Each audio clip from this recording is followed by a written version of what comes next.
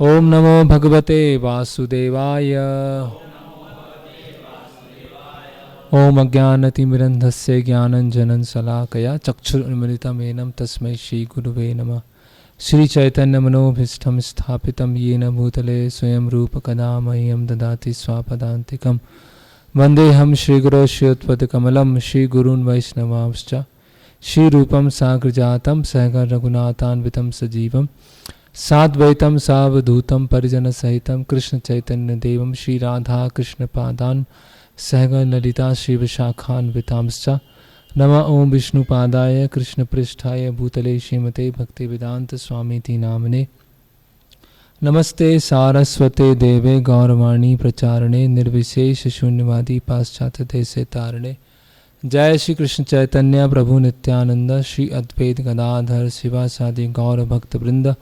हरे कृष्णा कृष्णा कृष्णा हरे हरे, हरे राम राम राम हरे हरे। हरे कृष्णा। तो आप सभी का स्वागत है आज पंचम सत्र में, जो भगवद गीता का आधारभूत प्राथमिक कोर्स है। तो कल का हमारा कुछ भाग बचा हुआ था, पहले उसको कंप्लीट करेंगे, फिर आज जो है प्रकृति, काल और कर्म, इसके ऊपर हम चर्चा करेंगे।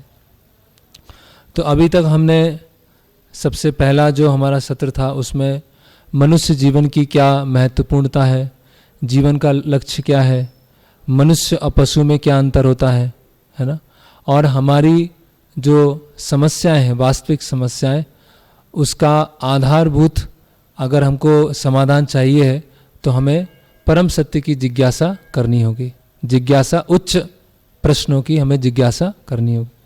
दूसरा, हमने देखा कि ज्ञान प्राप्त करने के 3 तरीके होते हैं, प्रत्यक्ष प्रमाण, अनुमान प्रमाण और शब्द प्रमाण। प्रत्यक्ष और अनुमान क्या होता है? अंततः अपूर्ण होता है, क्योंकि वो अपूर्ण इंद्रियों के माध्यम से लिया जाता है। तो जो पूर्ण ज्ञान है, अपौरुष्य कहते हैं, जो शब्द प्रमाण है वो है वेद, है ना। जिस तरह से जो माँ है वो हमको बताती है हमारे पिता कौन है, उसी तरह से परम कौन है ना, परम सत्य कौन है, वो कैसे पता चलेगा? वेदों के माध्यम से पता चलेगा। तो वेदों में मुख्य है, जो वेदों का सार है भगवद गीता। तो 3 वस्तुएं आवश्यक हैं, गुरु होना चाहिए, वो परंपरा में आना चाहिए, और प्रमाणिक पुस्तकें होना चाहिए। तो 4 हमने वैष्णव संप्रदाय देखे, श्री संप्रदाय, कुमार संप्रदाय, रुद्र संप्रदाय और ब्रह्म संप्रदाय। तो इस्कॉन ब्रह्म संप्रदाय के अंतर्गत आता है। तो संप्रदाय में आए हुए जो गुरु हैं, उनके द्वारा जब प्रमाणिक शास्त्रों का अध्ययन करते हैं तब हमको परम सत्य के बारे में पता चलता है। तो परम सत्य दिखते क्यों नहीं है? दिखते इसीलिए नहीं है क्योंकि जैसे कि धागे के ऊपर मोतियों को पिरोया जाता है तो मोती दिखता है लेकिन धागा नहीं दिखता है। उसी तरह से संसार की हर वस्तु भगवान के ऊपर आश्रित है। फिर तीसरा सत्र हमने देखा कि हम कौन हैं, है ना। तो आत्मा के उपस्थित होने के अलग अलग प्रमाण क्या हैं। तो हमने जो प्रवचन का पहला भाग था उसमें देखा, कुछ व्यवहारिक उदाहरण देखे हमने। फिर अंतःकरण से कुछ हमें चीज़ें पता चलती हैं, मृत्यु के समीप के कुछ अनुभव होते हैं, पुनर्जन्म की कहानियाँ देखी हमने, जुड़वा बच्चे होते हैं, कुछ डर होता है लोगों को। तो ऐसे फिर हमने भगवद गीता से देखा कि आत्मा है, उसके ऊपर सूक्ष्म शरीर का आवरण होता है, स्थूल शरीर का आवरण होता है, और हमने जीवन में जो इच्छाएं की हैं, जो हमने पाप पुण्य किया है, अब मृत्यु के समय हमारी क्या चेतना है, उस पर निर्धारित करता है कि अगला जीवन हमारा कैसे होने वाला है। फिर हमने देखा कि मन को कैसे नियंत्रित किया जाए। तो एक शरीर की तुलना एक रथ से की गई है। तो हमारी जो 5 इंद्रियां हैं, 5 घोड़े हैं, वो अलग अलग डायरेक्शन में भाग रहे हैं।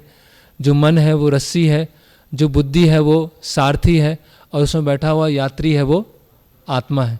तो अगर हमें मन को कंट्रोल करना है तो उसकी 2 विधियां हैं। पहला है कि हमें बुद्धि को स्ट्रांग करना होगा। बुद्धि कैसे स्ट्रांग होगी? जब हम भगवद गीता शास्त्रों को पढ़ते हैं।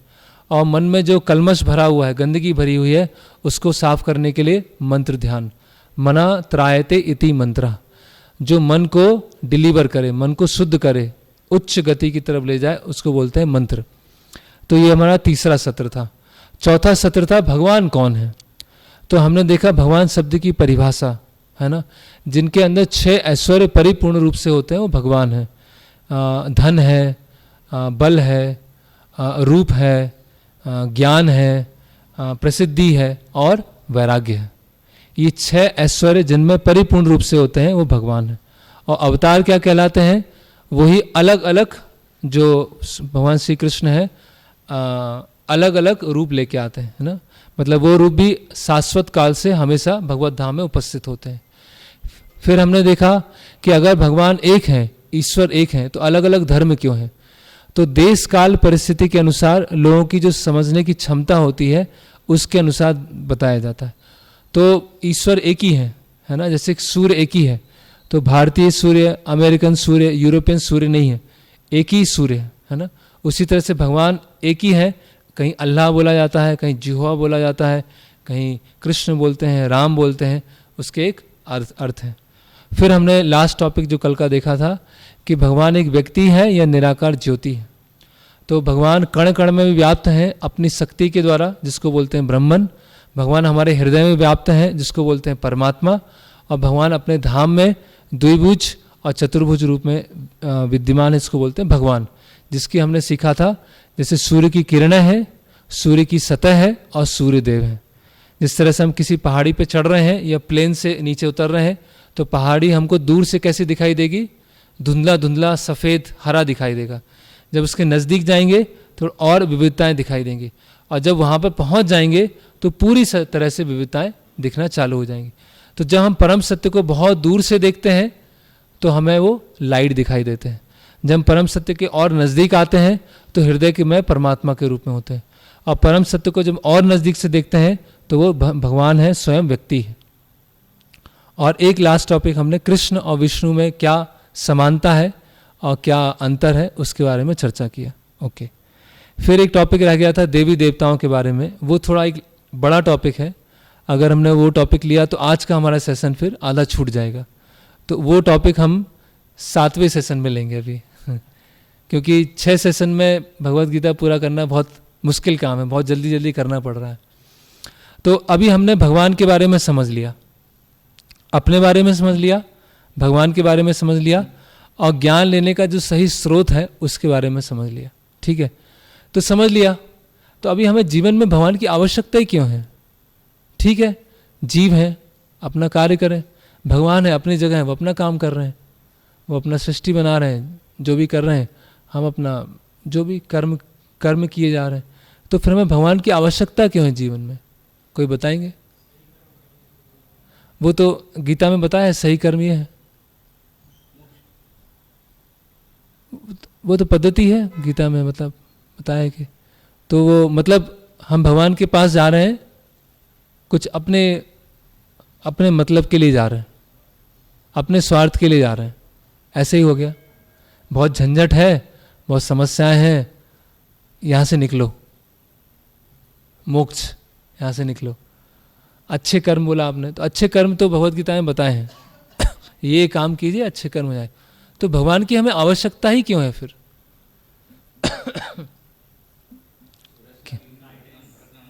क्या? ठीक है, 84 लाख योनि में भटकना नहीं पड़े। और कोई आंसर?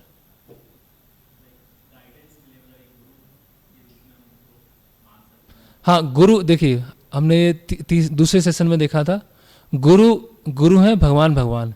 गुरु भगवान के प्रतिनिधि हैं। गुरु कोई भगवान नहीं बन सकते। अगर कोई गुरु अपने आप को भगवान बोल रहा है तो वो क्या है? वो ढोंगी है, वो बोगस। गुरु भगवान के प्रतिनिधित्व करते हैं, भगवान कभी नहीं हो सकते। ओके, और क्या उत्तर है? भगवान की क्या आवश्यकता है हमें? क्या? ओके, हमें वास्तविक आनंद प्राप्त हो उनकी सेवा करके। ठीक है, थोड़ा नजदीक पहुंचे आप।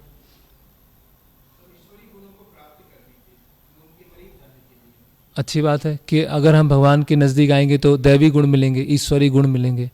और हम कौन सा संचालन करेंगे? संचालन तो भगवान करते हैं। हमारे जीवन में भगवान की क्या आवश्यकता है? भगवान तो अपना कार्य कर रहे हैं। हमारे जीवन में भगवान की क्या आवश्यकता है? भगवान अपनी जगह है, हम अपनी जगह हैं। चल रहा है बस जीवन। तो भगवान हमारे हाँ, सही गलत कार्य तो आज हम चर्चा करने वाले हैं, वो भगवद गीता में बताएं। हर व्यक्ति क्या चाहता है जीवन में? सुख चाहता है। हर व्यक्ति चाहता है टू लव एंड सर्व। हर व्यक्ति यही चाहता है बस अल्टीमेटली, है ना। तो जिनकी हम सेवा कर रहे हैं, जिनसे हम प्रेम कर रहे हैं इस भौतिक जगत में, वो उनकी सेवा करने से हमें पूर्ण आनंद प्राप्त नहीं हो पा रहा है। या तो जिनकी हम सेवा कर रहे हैं, जैसे कि हमारा स्वभाव क्या है? सत चित आनंद। हम हमेशा रहना चाहते हैं। तो माता पिता बच्चों के साथ रहना चाहते हैं, जैसे अलग अलग तरह के ये संबंध होते हैं। माता पिता बच्चों के साथ रहना चाहते हैं, बच्चे माता पिता के साथ में रहना चाहते हैं, है ना। कोई चाहता है कि मेरी टेम्परेरी शादी हो जाए, कोई सोचता है? किसी ने सोचा है? सब क्या चाहते हैं? परमानेंट हो। अमेरिका में सोच सकते हैं, है ना। कोई चाहता है, मेरी बहुत दिल से इच्छा है कि मेरा टेम्परेरी घर हो किसी दिन। क्यों चाहते हैं? परमानेंट घर क्यों चाहते हैं? परमानेंट संबंध क्यों चाहते हैं? नित्य संबंधी क्यों चाहते हैं? किराए के घर में रहना अच्छा लगता है किसी को? है कोई यहाँ पर इसको किराए घर में अच्छा लगना? अपने घर में क्यों अच्छा लगता है बताइए। हम जो संबंध चाहते हैं, हम चाहते हैं हमारे बच्चे हमेशा साथ में रहें। तो क्या होगा? या तो बच्चे चले जाएंगे या हम चले जाएंगे, या साथ में रहे तो मृत्यु भी है। तो ये इच्छा कहाँ से आ रही है? हमेशा रहने की इच्छा कहाँ से आ रही है कि हमेशा रहें हम? कोई भी चीज़ है वो हमेशा हो, वो कहाँ से, इच्छा कहाँ से जागृत हुई? क्योंकि आत्मा का स्वभाव है। आत्मा क्या है? सत चित आनंद। सत मतलब हमेशा, नित्य। तो जो भी हम चाहते हैं नित्य चाहते हैं, लेकिन समस्या क्या होता है? नित्य हमको मिल नहीं पाता है। तो इस संसार में मैंने धर्म की परिभाषा बताया था, किसी को याद है? दो परिभाषा हमने चर्चा किया था। क्या? एक धर्म जिसको हम धारण करते हैं वो धर्म है, और दूसरा क्या बताया था? स्वभाव। Okay, very good. तो जीव का क्या स्वभाव है? क्या? जीव का स्वभाव क्या है? सेवा करना। यस। तो हम किसी न किसी की तो सेवा करेंगे, और सेवा के बदले में क्या चाहते हैं? एक सुख मिलता है। बच्चे की सेवा माता पिता क्यों करते हैं? बच्चा कुछ देता है? नहीं, लेकिन सुख मिलता है। एक कोई नेशनलिस्ट है, राष्ट्रवादी है, राष्ट्र की सेवा करता है, वो तो सेक्रीफाइस कर देता है, उसकी मृत्यु हो जाती है, तो क्या सुख मिल रहा है उसे? कोई सुख मिल रहा है तभी तो कर रहे हैं ना, तभी तो सेवा कर रहे हैं ना। तो जो भी अलग अलग स्तर की सेवा की जाती है, चाहे वो राष्ट्रवाद हो, परोपकारवाद हो, सामाजिक सेवा की जाती है, उनमें हम जो भी जिनकी भी सेवा करते हैं वो अपने आप में क्या होते हैं? अपूर्ण होते हैं। जब भगवान की सेवा की जाती है, भगवान क्या है? अपने आप में पूर्ण है। तो भगवान की सेवा करने से जो आनंद प्राप्त होता है वो अन्य किसी की सेवा करने से आनंद प्राप्त नहीं होगा। एक बार क्या होता है कि एक व्यक्ति होता है, वो किसी गांव में जाता है और बोलता है कि गांव में सबसे जो बड़ा व्यक्ति है उसका मैं सेवक बनना चाहता हूँ, और किसी की सेवा नहीं करूँगा। तो गांव में सबसे बड़ा व्यक्ति था सरपंच। तो सरपंच क्या, वो नौकर बन गया। तो एक बार क्या हुआ कि सभी सरपंच एक साथ मिले और किसी तहसील में गए, तो वहाँ तहसीलदार था। तो बोले, अरे सारे सरपंच मिलके तो ये इनको सलाम मार रहे हैं। तो तहसीलदार क्या, वो नौकर बन गया। फिर तहसीलदार के यहाँ से वो कलेक्टर के यहाँ पहुँच गया, फिर मिनिस्टर के यहाँ पहुँच गया। सारे मिनिस्टर चीफ मिनिस्टर से मिलने आ रहे हैं, तो वो चीफ मिनिस्टर के यहाँ सर्वेंट बन गया। फिर सारे चीफ मिनिस्टर प्राइम मिनिस्टर से मिलने आ रहे हैं, है ना। तो उसने सोचा कि यही सबसे बड़ा व्यक्ति है, इसी का मैं सेवक बनूंगा और किसी की सेवा नहीं करूंगा। तो प्राइम मिनिस्टर का भी बन गया। तो एक दिन क्या हुआ कि प्राइम मिनिस्टर क्या, कोई साधु आए, कोई व्यक्ति आए, तो प्राइम मिनिस्टर उनको भी प्रणाम कर रहा है। बोले, अरे ये तो इनकी भी सेवा कर रहा है, इनको भी प्रणाम कर रहा है, तो ये बड़े हैं। तो वो साधु के साथ चला गया। फिर साधु को देखा तो वो भगवान के विग्रह थे, उनके सामने वो सेवा कर रहा है, प्रार्थना कर रहा है। बोले, यही है जो सबसे बड़े हैं, तो जो सबसे बड़े हैं उनकी सेवा, ये अपने आप में परफेक्ट है। तो जो सबसे पूर्ण है, अगर उनकी हम सेवा करेंगे तो हमें पूर्णता प्राप्त होगी, पूर्ण तरह से आनंद प्राप्त होगा। इसीलिए संसार में क्या होता है यहाँ इस भौतिक जगत का जो कथाकथित प्रेम कैसा होता है, वो बदलता रहता है। बदलता क्यों रहता है? क्योंकि हम नित्यता नहीं ढूंढ रहे हैं, हम सनातन चीज नहीं ढूंढ रहे हैं, हम क्या है, क्षणिक आनंद ढूंढने का प्रयास कर रहे हैं। ओके, तो कोई भी ऐसा नहीं बोल सकता है कि हम सेवा नहीं करते हैं। जैसे दुकानदार है, फिर कोई नहीं मिलता आजकल, है ना, तो कुत्ते की सेवा चालू हो जाती है। कुत्ते को सुबह ले जाते हैं, घुमाने ले जाते हैं, किसी न किसी की तो सेवा करेंगे ना, उसके बिना कहाँ रह सकते हैं, है ना। फिर प्राइम मिनिस्टर हैं, तो कोई व्यक्ति सेवा किए बिना, प्रेम किए बिना नहीं रह सकता। उसके जो प्रेम का ऑब्जेक्ट है और इसका सेवा का ऑब्जेक्ट है, अगर वो पूर्ण है, पूर्ण मतलब भगवान है, भगवान से संबंधित है, तो ही उसको वास्तविक आनंद और सुख प्राप्त हो सकता है। अन्यथा क्या होगा, वो मृग तृष्णा की जगह से ऐसा हो जाएगा कि भाग रहे हैं, अब पानी मिलेगा, अब पानी मिलेगा, अब पानी मिलेगा, लेकिन पानी वहाँ पर नहीं होता है। इसका मतलब पानी दूसरी जगह है, हम गलत जगह ढूंढ रहे हैं। तो हम नित्य संबंध चाहते हैं, सनातन संबंध चाहते हैं, हमेशा संबंध चाहते हैं, लेकिन वो हो नहीं पा रहे हैं। इसका मतलब कहीं ना कहीं तो है, तभी तो इच्छा है। हिरण में पानी पीने की इच्छा है, लेकिन पानी वहां नहीं है, इसका मतलब पानी कहीं तो है। इसी नित्य संबंध की इच्छा है, लेकिन यहां नित्य संबंध हो नहीं पा रहे हैं, इसका मतलब कहीं ना कहीं तो है, लेकिन गलत जगह हम ढूंढ रहे हैं। ओके, तो इसी तरह से जब हम अपनी सेवा करने की प्रवृत्ति को भगवान कृष्ण पर कर लेते हैं, तो उसी सेवा करने की प्रवृत्ति को क्या बोलते हैं, भक्ति, है ना। देखिए, वास्तविक सेंस में जो भक्ति होती है वो कृष्ण के लिए होती है, विष्णु या राम के लिए होती है। लेकिन भक्त सब होते हैं, कोई पैसे का भक्त होता है, कोई अपनी प्रॉपर्टी का भक्त होता है, कोई जॉब का भक्त होता है, कोई अपने जो जॉब में जो उसका मालिक है उसका भक्त होता है। भक्त सब होते हैं। कई लोग बोलते हैं अरे भगत जी आ गए, भगत जी आ गए। भाई आप भी भक्त हैं। हम सबसे जो सुप्रीम है, सबसे टॉप मोस्ट हैं, उनकी सेवा कर रहे हैं। और आप किनकी सेवा कर रहे हैं? आप अपने लस्ट की सेवा कर रहे हैं, आप अपने एंगर की सेवा कर रहे हैं, है ना, या आप अपने आपको अपने पैसों से प्रेम है, आपको अपनी प्रॉपर्टी से प्रेम है, तो कहीं ना कहीं सेवा करना या प्रेम करना तो आएगा। ठीक है, तो हमारी स्थिति कैसी है कि जैसे कि एक उदाहरण बताता हूँ कि पहले की जो मूवीज आती थी उसमें कुछ वो होते थे, भाई होते थे और कुंभ के मेले में बिछुड़ जाते थे है ना, ऐसे होता था।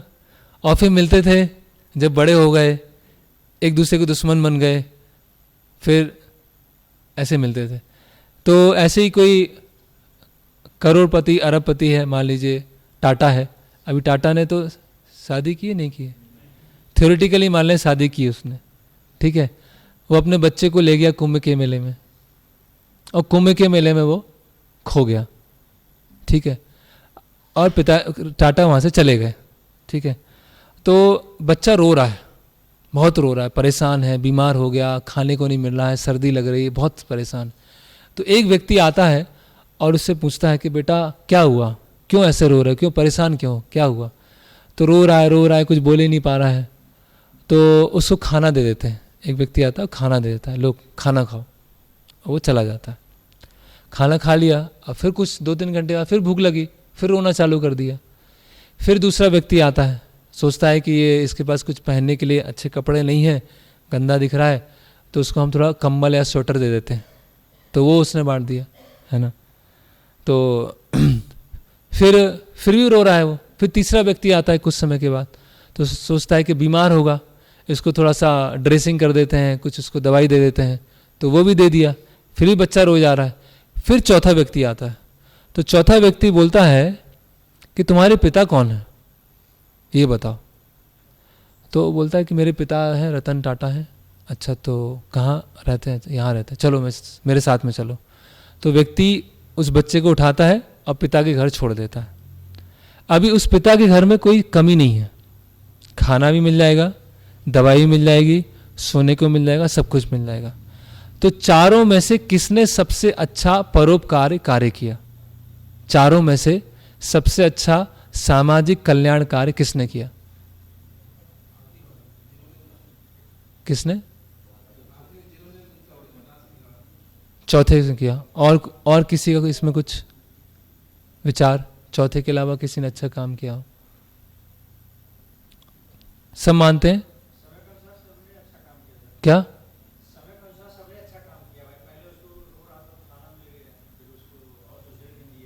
हाँ, आपका पहला दिन है क्या आज? अच्छा, तीसरा दिन है।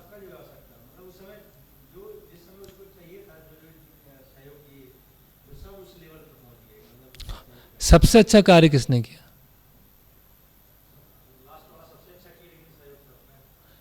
वो मना कहाँ कर रहे हैं? सहयोग सबका नहीं है। सबसे अच्छा कार्य उसी तरह से समाज में बहुत सारी समस्याएं हैं। कोई खाना बांट रहे हैं, कोई कंबल बांट रहे हैं, कोई कैंप खोल रहे हैं, अलग अलग कैंप खोल रहे हैं। ठीक है, वो अपनी जगह पर सहयोग दे रहे हैं। किसके लिए कर रहे हैं? वो शरीर के स्तर पर कर रहे हैं। अभी भूख लगी तो आपने एक टाइम का खाना दे दिया, एक दिन का खाना दे दिया, अगले दिन भूख लगेगा, फिर क्या करेंगे? करेक्ट। आपने कंबल दे दिया, लेकिन उसको आश्रय है, और भी चीज़ों की आवश्यकता है, व्यक्तिगत संबंध की आवश्यकता है, वो कौन देगा उसे?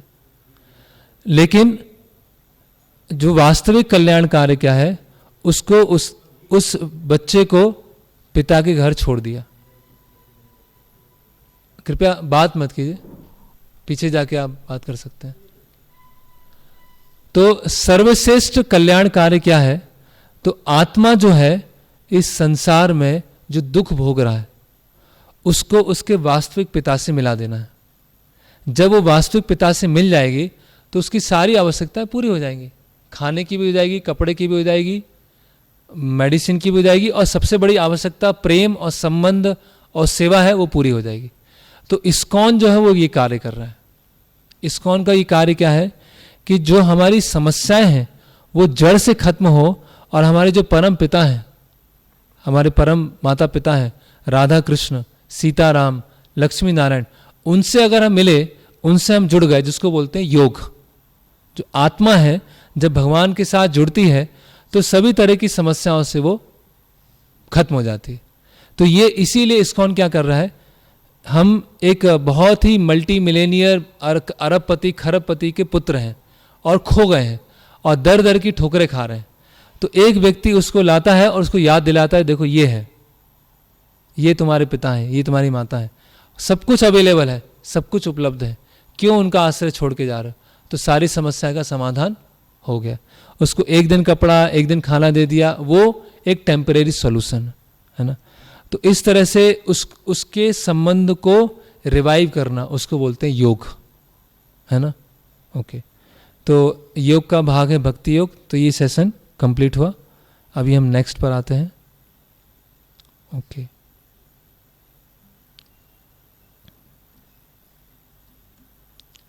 आज का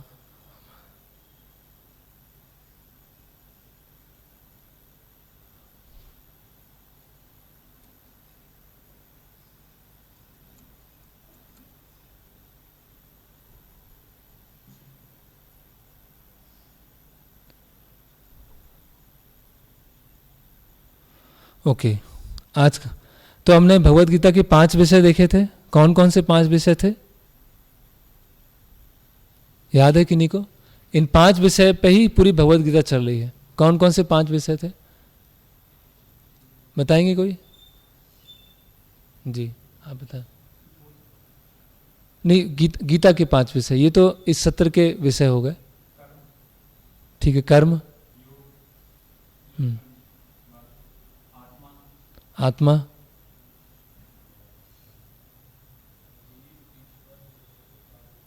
एक मिनट, जिनसे आपसे पूछा गया था, हम कौन है? जीव। भगवान कौन है? ईश्वर।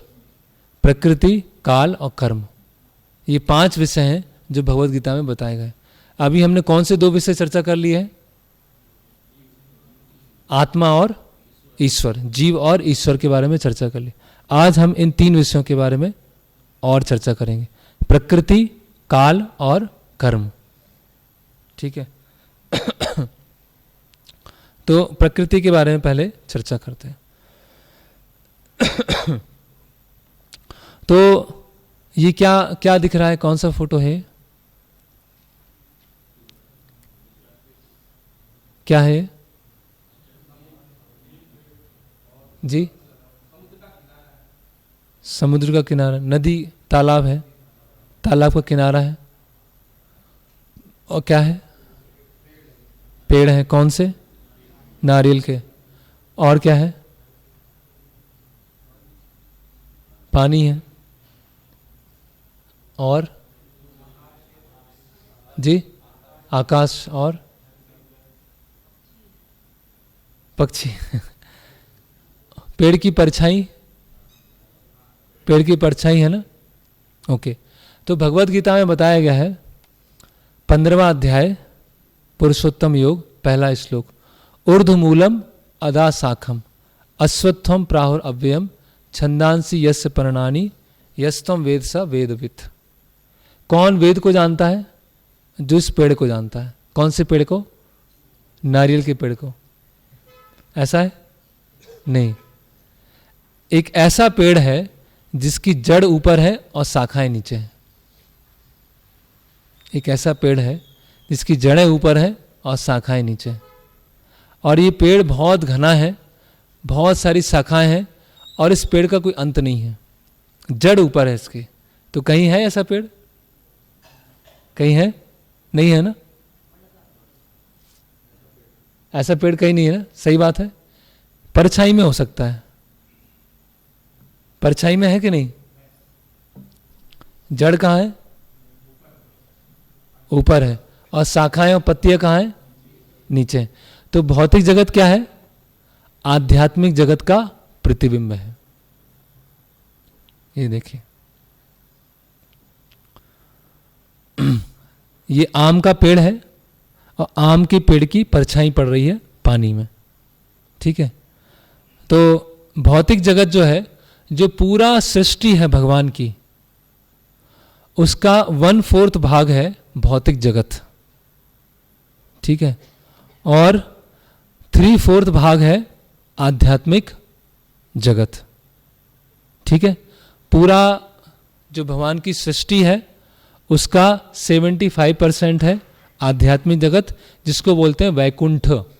वैकुंठ का अर्थ क्या है? वैकुंठ मतलब, कुंठा मतलब,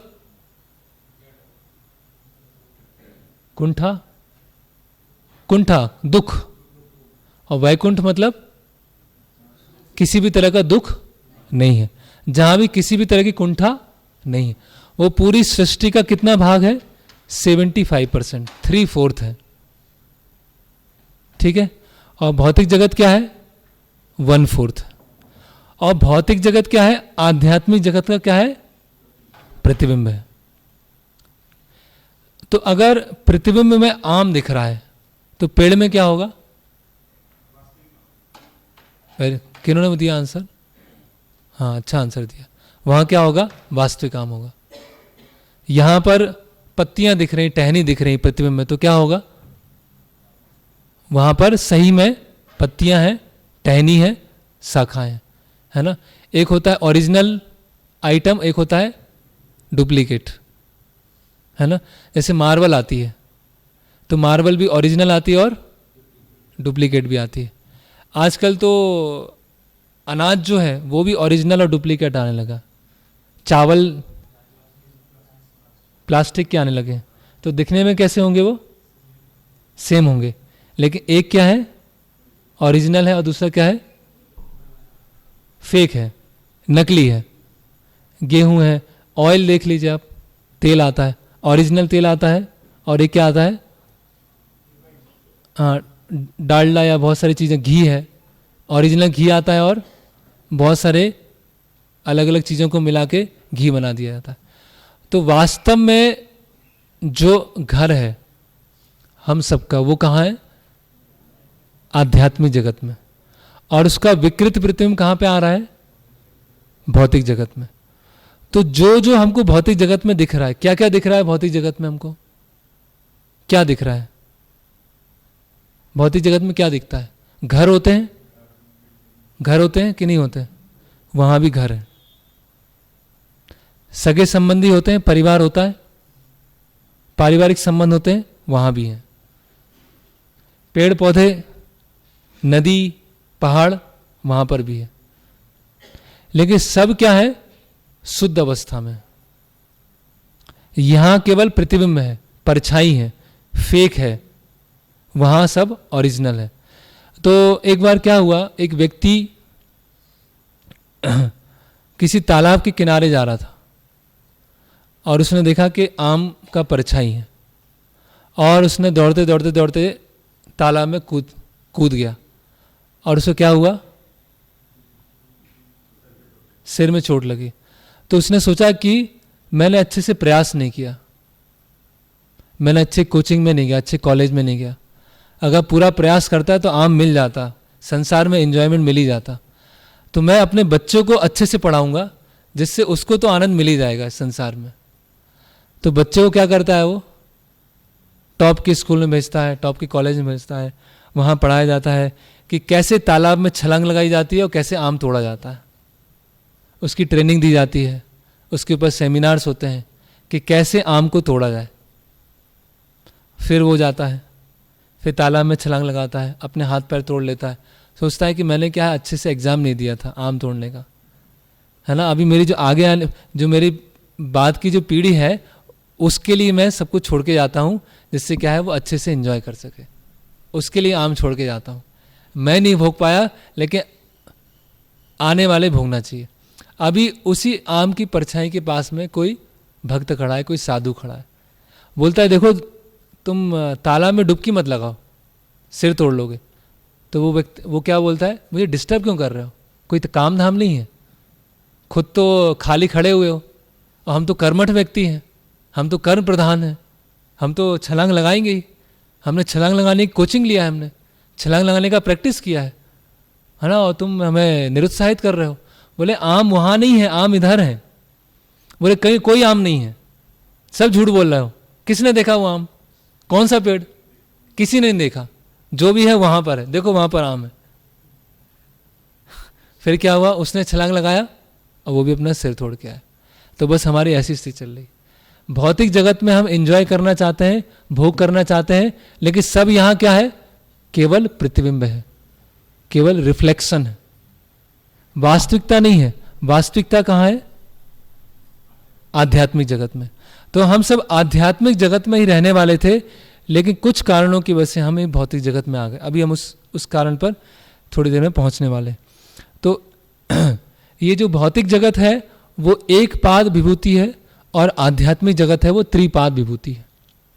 तो हम सबका जो लक्ष्य है वो क्या है? इस भौतिक जगत से निकलकर अपने धाम वापस लौटना, भगवत धाम वापस लौटना। Back home, back to godhead, Prabhupada बोलते थे कि अपने धाम, अपने घर वापस लौटना, है ना। तो भगवत गीता में दोनों चीज सिखाई गई है, इस संसार में कैसे रहना है और इस संसार से वापस अपने घर वापस कैसे लौटना है।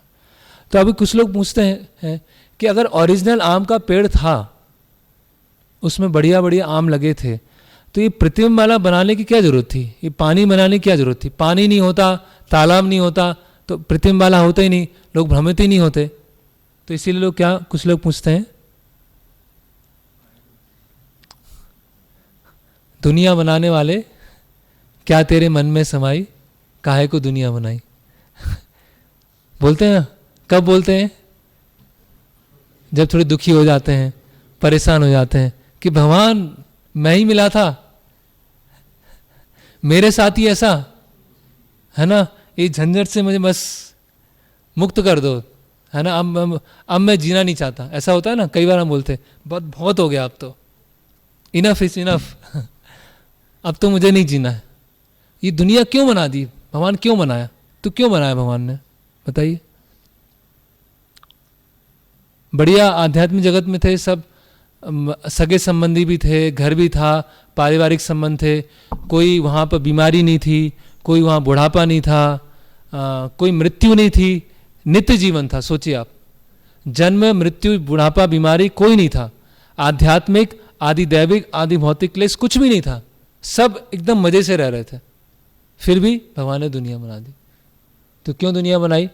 तो इसका उत्तर है कि जब किसी नगर का निर्माण किया जाता है ना, जब किसी का नगर का निर्माण किया जाता है तो नगर में क्या क्या होते हैं, जैसे कि स्कूल बनाया है ना, फिर आवासीय कुछ परिसर बना दिया है, फिर मॉल बना दिए हैं, ऑफिसेज बना दिए हैं, शॉपिंग कॉम्प्लेक्स बना दिए हैं, है ना, ऐसे पार्क बना दिए हैं, ऐसे अलग अलग। लेकिन साथ में क्या करते हैं, जेल भी बना देते हैं। जैसे भोपाल है तो भोपाल में सभी तरह की चीज़ें हैं, मॉल भी है ना, स्कूल भी हैं, फिर ऑफिसेज भी हैं, है ना, झील भी है, घूमने की भी जगह है, और एक साइड में जेल भी है। क्यों बनाया जेल? क्योंकि पता है, क्योंकि पता है कि कई लोग जो सामान्य नियम है उसको पालन नहीं करेंगे, है ना, सिविल नियम को, सिविल लॉज को फॉलो नहीं करेंगे, तो दूसरे नियम पालन करने पड़ेगा। कौन से? क्रिमिनल लॉज फॉलो करने पड़े, तो फिर वो जेल में जाते हैं। तो इसी तरह से भगवान ने इस भौतिक जगत का निर्माण क्यों किया है? भगवान की इच्छा नहीं थी, सरकार की इच्छा है कि जेल बने। सरकार की इच्छा है, सरकार को तो कितना खर्च करना पड़ता है, लेकिन सरकार को पता है, अंडरस्टूड है कि कुछ लोग ऐसे होंगे जो क्राइम करेंगे, जुर्म करेंगे और उनको जेल में डालना पड़ेगा। तो भगवान को पता है कुछ लोग जो हैं, कुछ ऐसे नमूने होने वाले हैं जो मेरी सेवा नहीं करेंगे, खुद एंजॉय करना चाहेंगे। तो भगवान ठीक है, जाओ आप रह के आओ भौतिक जगत में, जब वहाँ दुख भोगोगे, 4 तरह के दुख मिलेंगे, 3 तरह के क्लेश मिलेंगे, तब थोड़ा याद आएगा कभी कि हाँ मुझे यहाँ से निकलना है, मुझे शाश्वत सुख चाहिए, शाश्वत संबंधी चाहिए। तो इसीलिए भगवान ने, जेल क्या होता है, जेल में केवल सजा नहीं दी जाती है, उस व्यक्ति का सुधार भी होता है। करेक्ट, केवल सजा नहीं दी जाती। तो उसी तरह से भौतिक जगत में क्या है, हमको सजा भी मिल रही है और हमारा सुधार भी किया जा रहा है। अभी कोई सुधरने को तैयारी नहीं है, चले आ रहा है, जन्मों जन्मों से ऐसे ही है। ओके, तो इसी तरह से ये बनाया गया है। ओके, तो जेल को चलाने वाला कौन होता है? जेलर। करेक्ट, तो इस भौतिक जगत को चलाने वाली कौन है? जेलर। जो कौन है? दुर्गा देवी, है ना, दुर्ग बोलते हैं इसे, दुर्ग, दुर्ग जगह है ना। तो दुर्ग क्या है? भौतिक जगत।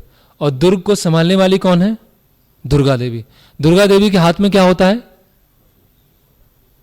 त्रिशूल। त्रिशूल में क्या होते हैं? 3 ऐसे नुकीले होते हैं। तो एक से मिलता है आध्यात्मिक क्लेश, एक से मिलता है आदि भौतिक क्लेश, एक से मिलता है आदि दैविक क्लेश। दुर्गा देवी त्रिशूल चलाती है ना, और 4 तरह के दुख मिलते हैं। तो ओके,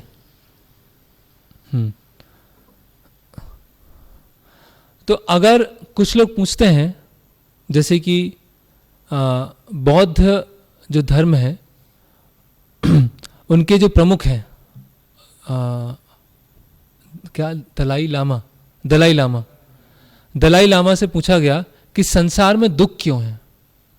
अगर भगवान सर्वशक्तिशाली हैं तो दुख क्यों है? अगर भगवान सर्वशक्तिशाली हैं तो सबके दुख को हटा देना चाहिए था। प्रॉब्लम ऑफ इविल, कि समस्याएं क्यों हैं, दुख क्यों है? तो दलाई लामा ने बोला कि आपका बहुत अच्छा क्वेश्चन है, मैं भी इसको ढूंढ रहा हूं, इसका उत्तर मैं भी ढूंढ रहा हूं, जो कि भगवत गीता की ABCD है। जो भगवत गीता में बताया गया कि संसार में दुख क्यों है, हमें दुख क्यों आता है। कोई ऐसा नहीं कि प्रकृति और भगवान की हमसे दुश्मनी है तो हमको दुख दे रहे हैं। जैसे कि एक कैदी है, कैदी जेल में है, ठीक है, उसको अच्छी पिटाई हो रही है हंटर से, बढ़िया पिटाई चल रही है एकदम, ठीक है, उससे पत्थर तुड़वाए जा रहे हैं। तो जेलर है, उससे पत्थर तुड़वा रहा है, व्यक्ति हंटर से मारा जा रहा है, खाने को नहीं मिल रहा है ना, सलाखों में पूरा जकड़ के रखा गया है। तो उसके दुख का कारण कौन है? उसके ऊपर जो जंजीरें जकड़ी हुई हैं, उसको जो सोने की हथकड़ियों से बांध दिया है, वो उसका दुख का कारण है, या जेलर उसकी पिटाई कर रहा है वो उसका दुख का कारण है, या जो हंटर मारने वाला जो व्यक्ति है वो उसके दुख का कारण है, या वो जो हंटर है वो उसका दुख का कारण है? कौन उसके दुख का कारण है? वो खुद हुआ ना। क्या हंटर कारण है? क्या जेलर कारण है? या वहां के व्यक्ति जो सजा दे रहा है वो कारण है? नहीं है, हम स्वयं हैं। तो हमारे जीवन में जो समस्या है या दुख है उसका कारण कौन है? बताइए, उसका कारण कौन है? उत्तर मिल गया? अब ये मत बोलिएगा कि भगवान मेरे साथ ही क्यों कर रहे हैं आप, भगवान मैं ही मिला आपको, है ना, मैं तो बहुत मासूम नन्ना मुन्ना, मैंने किसी के साथ पाप नहीं किया, मेरे साथ क्यों हुआ? जो भी इस भौतिक जगत में है, जो भी जेल में है, वो क्या है? अपराध करके आए। अभी किसी का अपराध छोटा हो सकता है, किसी का और सीवियर हो सकता है, किसी का और सीवियर, किसी और गहरा हो सकता है, उसकी अलग अलग तरह की सजाएं होंगी। तो इसी तरह से भक्त जो है, भक्त या आध्यात्मिक रास्ते में जो साधक है, वो जब उसको जीवन में दुख आते हैं तो ये समझता है कि भाई ये भौतिक जगत क्या है? दुखालयम अशाश्वतम, ये दुख का ही घर है। और मैं आया क्यों यहाँ पर? अपनी गलती की वजह से आया। जैसे कभी कभी क्या होता है, जैसे टीचर्स हैं, तो दो बच्चों को अगर वो शैतानी कर रहे हैं, बहुत शैतानी कर रहे हैं, एक उधर शैतानी कर रहा है, एक उधर शैतानी, तो टीचर क्या करते हैं, दोनों को पास में लेके आते हैं और बोलते हैं तुम इसके कान खींचो, ये तुम्हारे कान खींचेगा। ठीक है, तो वो उसके कान खींच रहा है जोर से, ये इसके कान खींच रहा है। तो वो कान खींचने में जो दर्द हो रहा है उसका कारण कौन है? वो खींचने वाला है, वो टीचर है, वो खुद है कि नहीं है? तो अगर हमें कोई नुकसान पहुंचा रहा है और हमें दुख आ रहा है, उसका कारण कौन है? हम खुद हैं। तो हम किसी को ब्लेम नहीं कर रहे, हम किसी पे आक्षेप ना लगाएं, है ना, किसी पे हमें आक्षेप नहीं लगाना चाहिए, उसका कारण खुद। अभी इस फिलॉसफी कोई गलत यूज कर सकता है, कोई किसी को परेशान कर रहा है, देखो तुम ही हो कारण उसके, मैं नहीं हूं। मैं तुमको एक मार रहा हूं चाटा, मैं थोड़ी मार रहा हूं, वो तो तुम्हारे दुख ही है, इसीलिए मेरे द्वारा मिल रहा है वो दुख। ऐसा भगवत गीता नहीं सिखा रही है ना। ओके, तो प्रॉब्लम ऑफ इविल ये सॉल्व हो गया। ये बहुत बड़ा क्वेश्चन है फिलॉसफी में, जिसको क्रिश्चियन, इस्लाम, बुद्ध उसको सॉल्व नहीं कर पाते। वो बोलते हैं दुख, पता नहीं दुख क्यों है, भगवान ने, मतलब अल्लाह ने ऐसा बना दिया। लेकिन भगवत गीता में बहुत ही सरल भाषा में उसका उदाहरण दिया गया। Okay, next. कुछ कनेक्शन कुछ?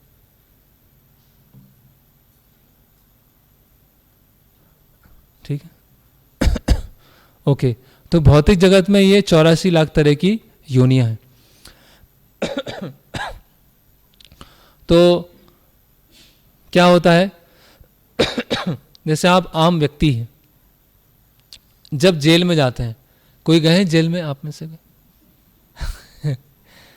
नहीं गए ना, हम सब जेल में ही हैं। तो जेल में जाके क्या होता है, हमारी जो ये ड्रेस होती है वो निकाल लेते हैं, और कौन सी ड्रेस दे देते हैं? क्रिमिनल वाली ड्रेस दे देते हैं ना।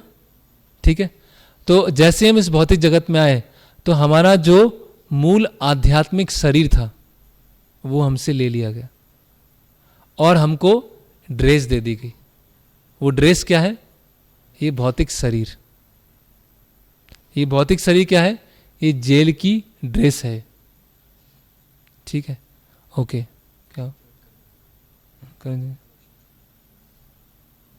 कर दिए। तो ये ओके, तो हमें ड्रेस कौन सी मिली है? ये शरीर है। समझ में आया कैसे ड्रेस है ये?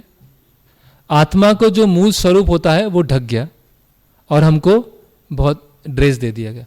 तो किसी के पास मनुष्य की ड्रेस है, किसी के पास बंदर की ड्रेस है ना, किसी के पास कीड़े की ड्रेस है, किसी के पास कुत्ते की ड्रेस है, सुअर की ड्रेस, अलग अलग ड्रेस मिल गई।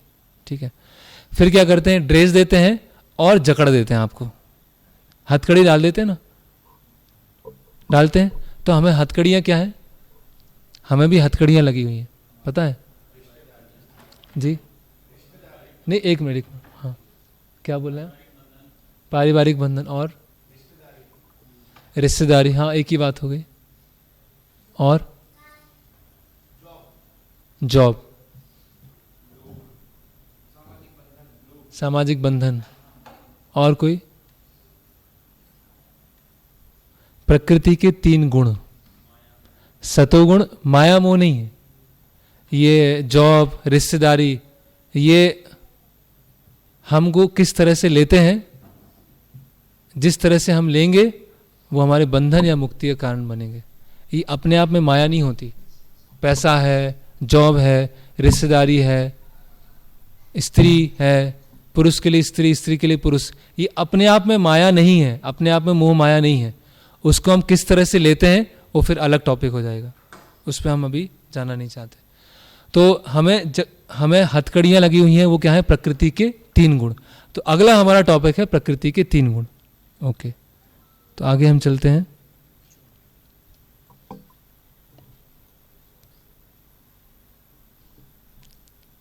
ओके,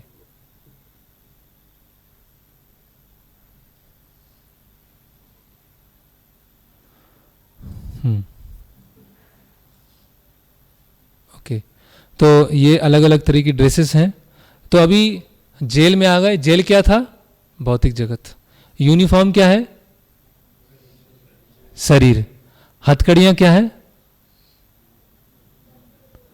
3 गुण। ठीक है। गुण जो होता है, गुण का एक पर्यायवाची है रस्सी, रस्सी है ना। तो जिस तरह से सलाखें होती हैं, रस्सी से बांध दिया जाता है, इसी तरह से हमें 3 गुणों से बांध दिया जाता है। तो आप में से जिनके पास भगवत गीता होगी, उसमें आप देखेंगे 2 व्यक्ति खड़े हुए हैं और 3 जो है 3 पुरुष बने हुए हैं। एक है येलो, एक है रेड लाल, और एक है ब्लैक, और तीनों कठपुतली की तरह क्या कर रहे हैं? वो नचा रहे हैं, है ना। ओके, तो इन गुणों के बारे में हम देखते हैं विस्तार से। होस्ट बना दीजिए। ओके, ओके, तो ये 3 गुण होते हैं, सतोगुण, रजोगुण और तमोगुण। सतोगुण का कलर दिखाया है येलो। येलो मतलब ज्ञान, नॉलेज, विवेक, शांति, समझ, ये एक सतोगुण कहलाता है। रजोगुण मतलब भौतिक इच्छाएं, भागते रहो भागते रहो भागते रहो भागते रहो, क्या लक्ष्य है पता नहीं, बस भागते रहो। और तमोगुण मतलब आलस्य, है ना। जीवन तो बहुत पड़ा हुआ है, इतनी क्या जल्दी है, आराम से सब चलता रहेगा। नींद, अज्ञानता, प्रमाद, नशा, ये सब किस में आता है? तमोगुण में। तो अभी आप किस गुण में हैं, ये थोड़ा टेस्टिंग करेंगे आज। आप लोग किस गुण में हैं? तो दिन का जो पूरा दिनचर्या है उसको हम सतोगुण, रजोगुण, तमोगुण में बांट सकते हैं। तो ब्रह्म मुहूर्त जो होता है, ब्रह्म मुहूर्त कब प्रारंभ होता है? सूर्योदय से 1.5 घंटे पहले। तो मान लीजिए अभी 4, 3:30, 4, 4:30 बजे चालू होता है, और 8-9 बजे तक का जो समय होता है वो क्या होता है? सतोगुण का होता है। तो सतोगुण में व्यक्ति क्या करता है? जैसे आप देखते हैं योगा करता है, कोई एक्सरसाइज करते हैं, मॉर्निंग वॉक पे जाते हैं, है ना, योगा करते हैं, कुछ प्राणायाम करते हैं, या कोई मंदिर आते हैं, या स्वाध्याय करते हैं, पढ़ाई करते हैं, है ना। शांत समय होता है एक। जैसे ही 9-10 बजते हैं तो क्या होता है? इधर भाग रहे हैं, उधर भाग रहे हैं, ये करना है, वो करना है, ये छूट गया, ये रह गया, वो रह गया, समझ में नहीं आ रहा क्या करें, कुछ समझ में नहीं आ रहा ऐसा। तो क्या हो गया? भाग दौड़ का समय चालू हो गया। और ये भाग दौड़ का समय कब तक रहता है? शाम को 6-7 बजे तक। और शाम को 7 बजे से लेकर सुबह 3-4 बजे तक का समय वो क्या होता है? तमोगुण का समय होता है। तमोगुण में व्यक्ति को क्या होता है? आलस्य, नींद, अज्ञानता, भ्रमित होना, जड़ता, नशा करना, ये प्रवृत्ति क्या होती है उसकी? जागृत हो जाती है ना। आपने देखा है कि कहीं पर डीजे चल रहा है सुबह 5 बजे और सब सुबह 5 बजे डीजे में नाच रहे हैं? क्यों नहीं देखा आप अभी तक? क्यों ऐसा क्यों नहीं होता? रात में ही क्यों होता है? 10-11 बजे 12 बजे क्यों होता है? सुबह 4 बजे डीजे चलना चाहिए।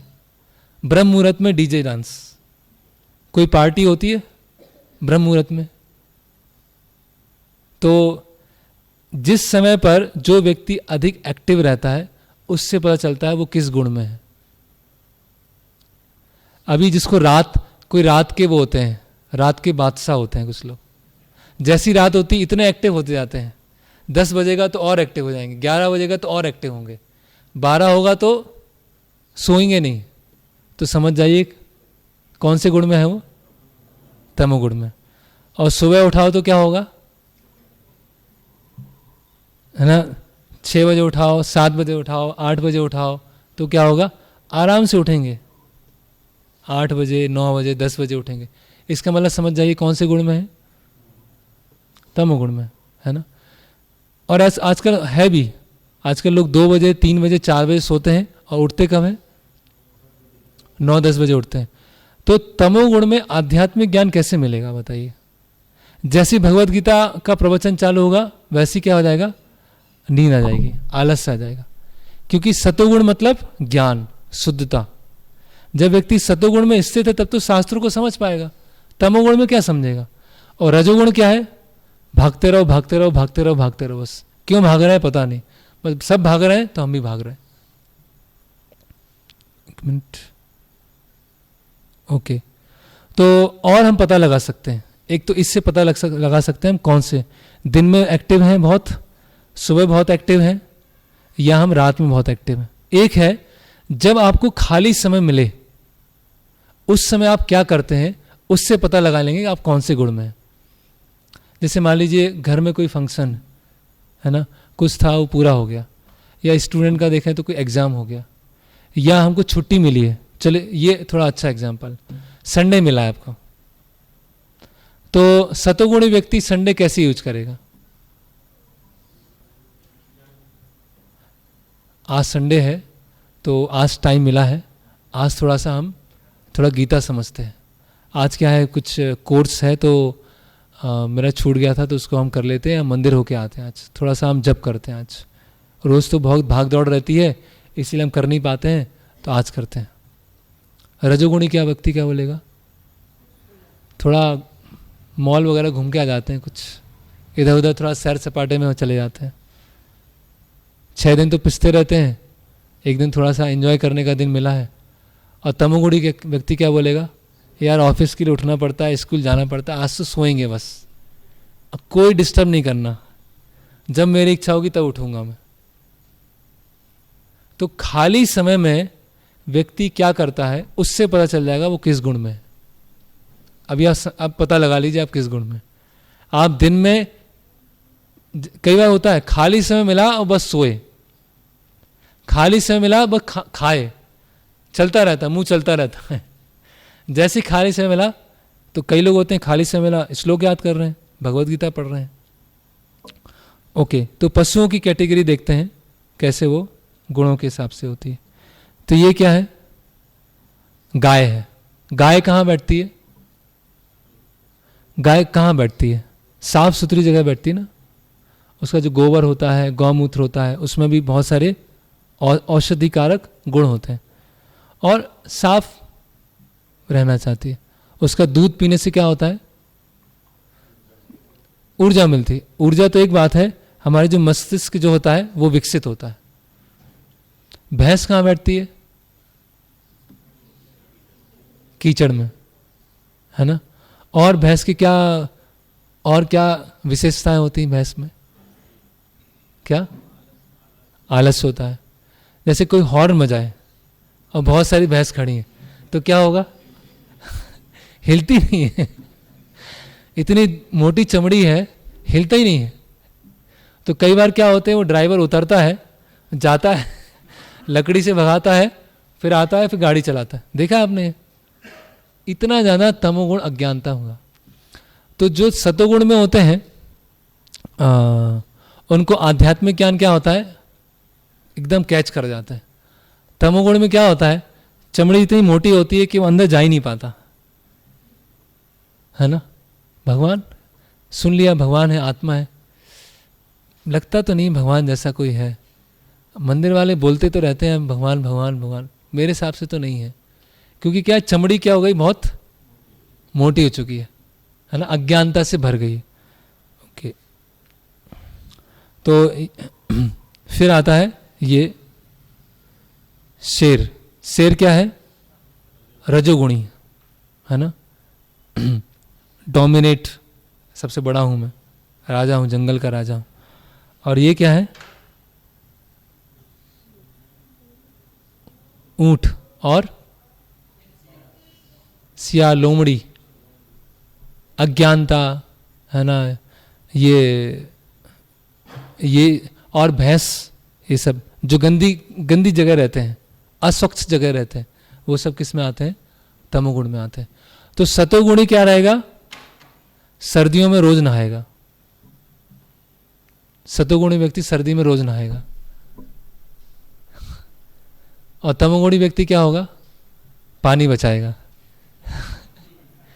और 3-4 दिन में एक बार नहाएगा, कई बार 7 दिन में एक बार नहाते हैं। मैं कॉलेज में था तो एक लोगों का साप्ताहिक स्नान होता था 7 दिन में एक बार। मतलब घोर तमोगुण, उनको लग भी नहीं रहा मैं गंदा हूं। जो सतोगुणी व्यक्ति होगा उसको देखेगा कि ये फैला हुआ है तो वो बैठेगा ही नहीं वहां पर, या तो उसको संभाल लेगा या साफ सुथरा कर देगा, वहां से चला जाएगा। तमोगुणी क्या है, पड़ा है, कोई बात नहीं, हम भी वहीं पड़े हुए हैं, सामान भी वहाँ पड़ा हुआ है, धूली वहाँ पड़ी हुई है, झाड़ी वहाँ पड़ी हुई है, सब बिखरा हुआ, क्या क्या उससे क्या फर्क पड़ता है। तो तमोगुणी व्यक्ति एकदम गंदा रहेगा वो, और सतोगुणी व्यक्ति कैसा रहेगा, एकदम नीट एंड क्लीन, साफ सुथरा रहेगा। उससे भी हम देख सकते हैं अपनी हैबिट्स से। तो ये जो गुण है हमारी हैबिट्स को बनाते हैं, हमारी आदतों को बनाते हैं। दिन में कब हम एक्टिव हैं, क्या हमारा खान पान है, क्या हमारी आदतें हैं, उससे ये गुण डिसाइड होते हैं। तो ये उदाहरण के लिए बताया है, एक सतोगुणी परिवार है, ऐसे डॉक्टर एंड मिसेस जोशी कोई परिवार है। तो सतोगुणी परिवार क्या है, ये सुबह 5 बजे उठ जाते हैं, बच्चे भी 5 बजे जल्दी उठ जाते हैं, फिर मॉर्निंग वॉक पे जाते हैं, कुछ योगा प्राणायाम कुछ करते हैं, फिर उसके बाद उनकी दिनचर्या चालू होती है। उनके अंदर संतुष्टि का गुण है, जितना कमा लिया उतना ठीक है, उतने में घर चल जाएगा, बहुत ज़्यादा लोभी नहीं है। और जीवन में कुछ दुख आते हैं, विपत्तियाँ आती हैं, तो उनको सहन करने की उनकी वो होती है, क्षमता होती है ना। बहुत शांति से विचारवान होके निर्णय लेते हैं, है ना। और रात्रि में जल्दी वो 9:30-10 बजे तक सो जाते हैं। ये इनकी दिनचर्या है। ये है रजोगुणी, मिस्टर एंड मिसिस स्मिथ, है ना। तो ये कितना भी कमा ले कभी संतुष्ट नहीं होते हैं। इनका जीवन खुद से नहीं चलता, इनके जीवन पड़ोसी से चलता है। पड़ोसी क्या कुछ आ गया तो हमारे यहाँ भी आना चाहिए, पड़ोसी आज कार लेके आए तो हमारे यहाँ भी होना चाहिए। खुद के निर्णय नहीं होते, पड़ोसी के आधार पर चलते हैं। और हमेशा लेट होते रहते हैं, बिल्कुल लास्ट मोमेंट में उठते हैं। रात्रि में सोने का एक एक टाइम का सदुपयोग करते हैं। बिल्कुल सुबह 8 बजे तक सोना ही है। अगर 7:30 बजे उठ गया तो आधा घंटा वेस्ट हो जाएगा मेरा।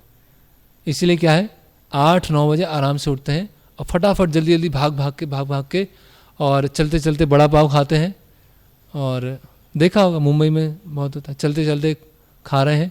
फिर जब अपने ऑफिस में जाते हैं, बिजनेस में जाते हैं, तो बहुत टेंशन होती है, क्या होगा समझ में नहीं आ रहा है, क्या करें, और ये आगे वो आगे जा रहा है, ये आगे जा रहा है, समझ में नहीं आ रहा है, क्या मैं तो पीछे रह गया। तो पूरा एकदम बेचैन, असंतुष्ट, है ना, कॉम्पिटिटिव, ये उनका पूरा दिनचर्या रहता है। और 8-9 बजे सो के उठे हैं तो रात में आराम से 12 बजे तक सोते हैं। ये इनका दिनचर्या है, रजोगुणी व्यक्ति। फिर ये है तमोगुणी। तमोगुणी क्या, विवाह करें नहीं करें, लिविंग में रहते हैं। अभी तो ये भारत में भी आ रहा है धीरे धीरे। क्या हुआ? तो ये तमोगुणी परिवार है, जब जागे तब सवेरा इनका, है ना।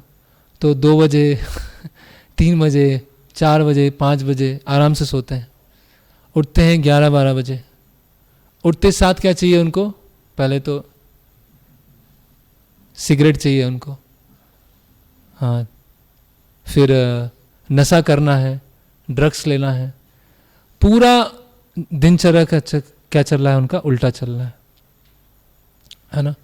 और जीवन में कोई भी प्रिंसिपल नहीं है उनके, जैसे आए वैसे मुड़ जाते हैं, मतलब निकालने के बिल्कुल तैयार है, सामने वाले का शोषण करने के लिए तैयार है।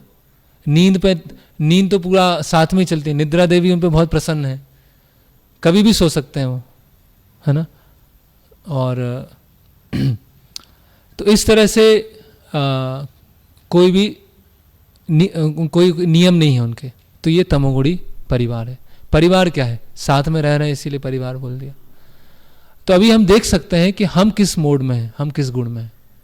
तो अगर आध्यात्मिक ज्ञान समझना है तो कम से कम सतोगुण में आना पड़ेगा। ये हमारा कल का सेशन आने वाला है कि व्यवहारिक जीवन में भगवद गीता को कैसे अप्लाई करें। तो सतोगुण में आने के लिए ओके, थोड़ा और हम देख लेते हैं। फिर आता है समय, स्क्रीन से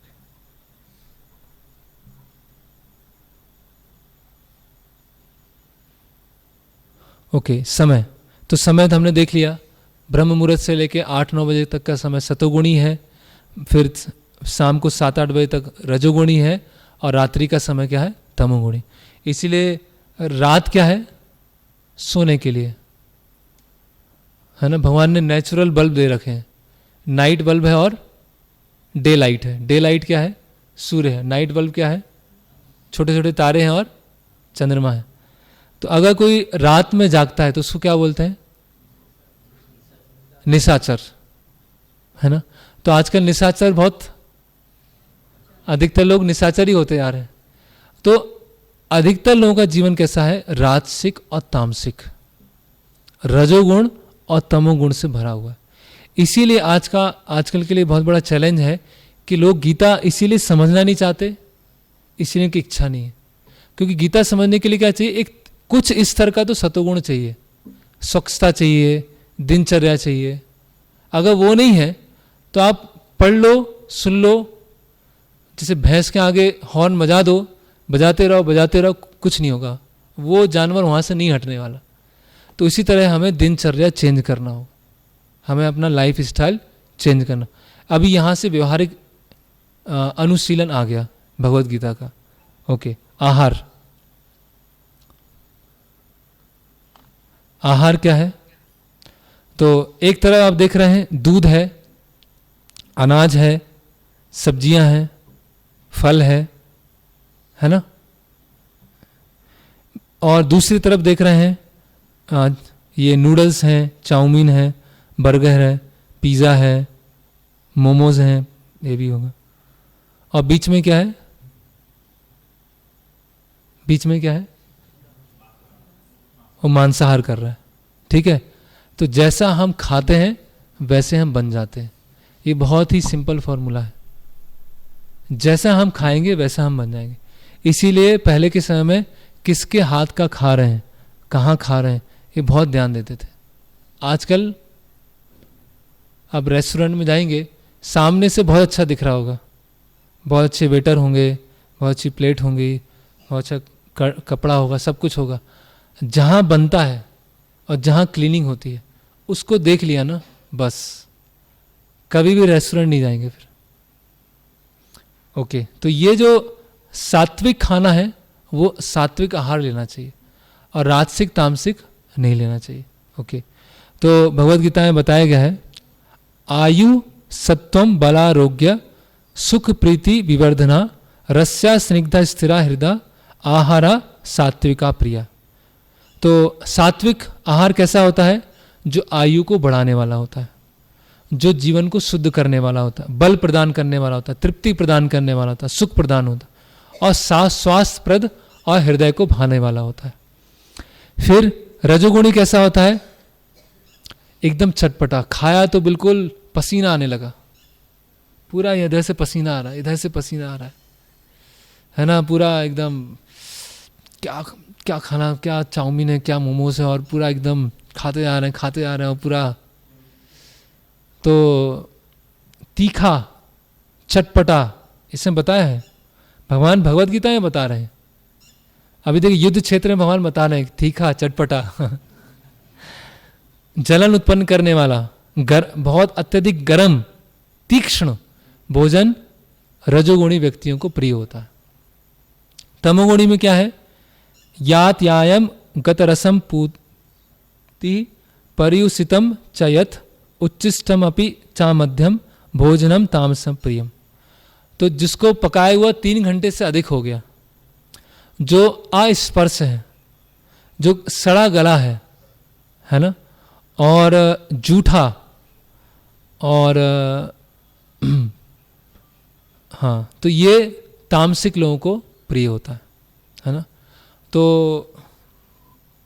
ऐसा भोजन 7 दिन से फ्रिज में रखा हुआ है, 7 दिन से फ्रिज में, तो कैसा भोजन हो गया वो, कैसा भोजन हो गया वो तामसिक हो गया। बहुत इसमें भगवान बता रहे हैं 3 घंटे से अधिक पकाया गया। ऐसा बताया जाता है कि जब खेत से सब्जी लेके आते हैं और उसके 4-5 घंटे के अंदर बना लेना चाहिए। अभी क्या है, आधुनिक सिस्टम क्या है, कहीं पंजाब में सब्जी कट रही है, ठीक है, उसको डीप फ्रीजर रखा 15 दिन तक, फिर ट्रक से आ रही है मध्य प्रदेश, आने में 1 हफ्ता चला गया, फिर यहाँ पर जो मेन मंडी है वहाँ पर आई, वहाँ रखी है 7 दिन, फिर जो लोकल मार्केट वाले हैं, ठेले वाले, वो लेते हैं, फिर वो कॉलोनी में बेचते हैं। तो हमारे पास जो सब्जी कटी और हमारे पास आई, उसमें कितने दिन हो गए, 1-1.5-2 महीने हो गए।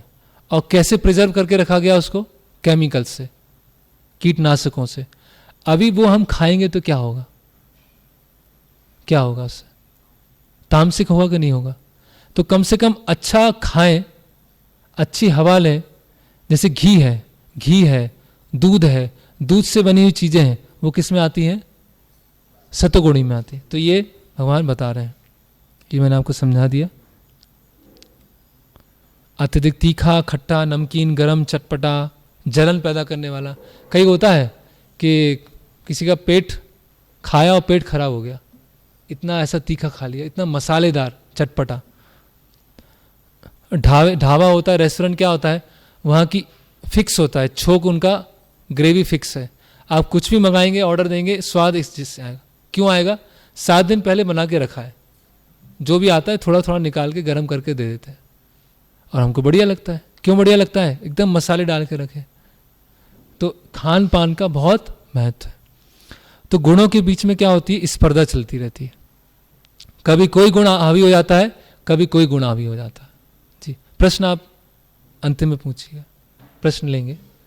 तो गुणों के बीच में स्पर्धा चलती रहती है। जैसे कि रात में हम सोए, कुछ भी हो जाए, कल तो 5 बजे उठना ही है, बस आज गीता का लेक्चर अटेंड करके आया हूं, कल तो मुझे 5 बजे उठूंगा ही,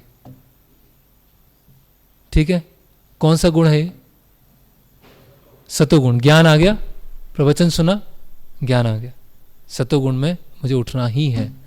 5 बजा, अलार्म बजा, ठीक है, 5 मिनट, थोड़ा 5 मिनट लेट जाते हैं, क्या हो गया, फिर 5 मिनट के बाद अलार्म बजा, 15 मिनट। अभी उस समय कौन सा गुण हावी हो गया, तमोगुण हावी हो गया। और जब हम उठे 8 बजे 9 बजे, तब लगा वो पूरा दिन ही, सुबह का टाइम ही वेस्ट हो गया, अब भाग दौड़ कर रहे हैं, अरे जल्दी नहाना है, खाना खाना है, जाना है जल्दी, ये तैयार करो, वो तैयार करो, तो क्या हो गया, रजोगुण आ गया। तो ऐसे गुणों के बीच में क्या चलती रहती है, प्रतिस्पर्धा चलती रहती है। तो अगर हमें इसको समझना है तो रामायण में 3 चरित्र हैं, उनसे हम समझ सकते हैं सतोगुण, रजोगुण, तमोगुण। जो विभीषण है वो किस में है, सतोगुण में है। रावण है वो किस में है, रजोगुण। और कुंभकर्ण है वो तमोगुण में। अधिकतर लोग किस कैटेगरी में आते हैं, रावण और कुंभकर्ण, करेक्ट। तो इसीलिए हमें कम से कम सतोगुण के स्तर पर आना है। सोना, खान पान, दिन का समय, ये सब हमारी दिनचर्या, हमारे जीवन जीने का दृष्टिकोण, सब कुछ निर्भर करेगा। ओके, तो इसमें भगवद गीता में बताया गया है, ऊर्ध्वम गच्छन्ति सत्वस्था मध्य तिष्ठन्ति राजसा जघन गुण वृत्तिस्था अधो गच्छन्ति तामसा। तो जिसकी सतोगुण में मृत्यु होती है वो ऊपर के लोक में जाते हैं, जो उसकी रजोगुण में मृत्यु होती है वो मध्य उसमें रहते हैं, इसकी तमोगुण में मृत्यु होती है वो नीचे के लोक में आते हैं। तो ऊंचे उच्च लोक में जाना मतलब उच्च योनियां मिलना, स्वर्ग मिलना, या मनुष्यों में भी ऐसा जन्म मिलना जिसमें आप भक्ति आसानी से कर सके। फिर मध्य वाला जो रजोगुणी होता है वो जन्म कैसा होता है, पृथ्वी लोक में होगा, हो सकता है मनुष्यों में बहुत ही एक निकृष्ट, अलग अलग भी उसमें श्रेणियां होती हैं, जो बुद्धिमान नहीं है, एकदम डल है, या शेर की योनि है। और तमोगुण में मतलब कैसा है, सांप है ना, भालू है, या जो नीचे की योनियां होती हैं वो आपको मिलेंगे। तो कैसे हमारा पूरा जीवन होता है उस पर हमारा निर्भर करेगा। तो हमने देखा था 3 कलर होते हैं, मुख्यतः 3 कलर होते हैं। कौन कौन से होते हैं? पीला, लाल और नीला। पीला, लाल और नीला, इन 3 कलर से मिलके सारे कलर बनते हैं, होता है कि नहीं? उसी तरह से सतोगुण, रजोगुण, तमोगुण से मिलके पूरा संसार बना हुआ है। उसमें आप पहचान जाएंगे कौन किस में सतोगुण की मात्रा अधिक है, थोड़ा तमोगुण है, किसी में रजोगुण अधिक है, सतोगुण थोड़ा सा है। ये तीनों गुणों की क्या चलती रहती, प्रतिस्पर्धा चलती रहती। तो इस्कॉन भोपाल यूट्यूब चैनल पर एक ड्रामा है माया जाल, वो आप लोग देख सकते हैं। उसमें 3 गुणों के बारे में बताया गया और आप व्यवहारिक रूप से समझ पाएंगे। ओके, तो ये हो गया गुण। अब आता है काल, ठीक है, प्रकृति पूरा हुआ, अभी आया काल। तो भगवान भगवद गीता में बताते हैं कालोस्मि, सब चीजों को नष्ट करने वाला मैं हूं, ठीक है। जन्म होता है, शरीर बड़ा होता है, शरीर के कुछ बाई प्रोडक्ट निकलते हैं, शरीर स्थिर रहता है, फिर धीरे धीरे क्षय होता है और मृत्यु हो जाती है। 6 तरह के परिवर्तन होते हैं, जन्म, वृद्धि, और उसके जैसे संतान, फिर क्षय, और कुछ समय स्थिरता और मृत्यु। ये 6 शरीर के परिवर्तन होते रहते हैं। कौन करवाता है? काल। बोलते ना, time and tide wait for no one. समय और क्या क्या बोलते, समय और लहरें, नहीं लहरें तो हो गया, समय किस, हाँ तूफान, ये किसी के लिए इंतजार प्रतीक्षा नहीं करता। चाणक्य पंडित क्या बोलते हैं, हजारों स्वर्ण मुद्रा देने के बाद भी आपको एक क्षण वापस नहीं मिल पाएगा, है ना। इसीलिए समय हर चीज को बदल देता है। ओके, लास्ट टॉपिक है आज का हमारा कर्म। तो कर्म, तो संसार में विभिन्नताएं क्यों है? कोई बहुत अच्छे परिवार में जन्म हुआ, अच्छा मतलब आजकल में अच्छा मतलब पैसा, समृद्ध परिवार में जन्म हुआ है। किसी का फुटपाथ पे जन्म हुआ है, कोई देखने में बहुत सुंदर है, कोई देखने में वो हैंडीकैप्ड है वो।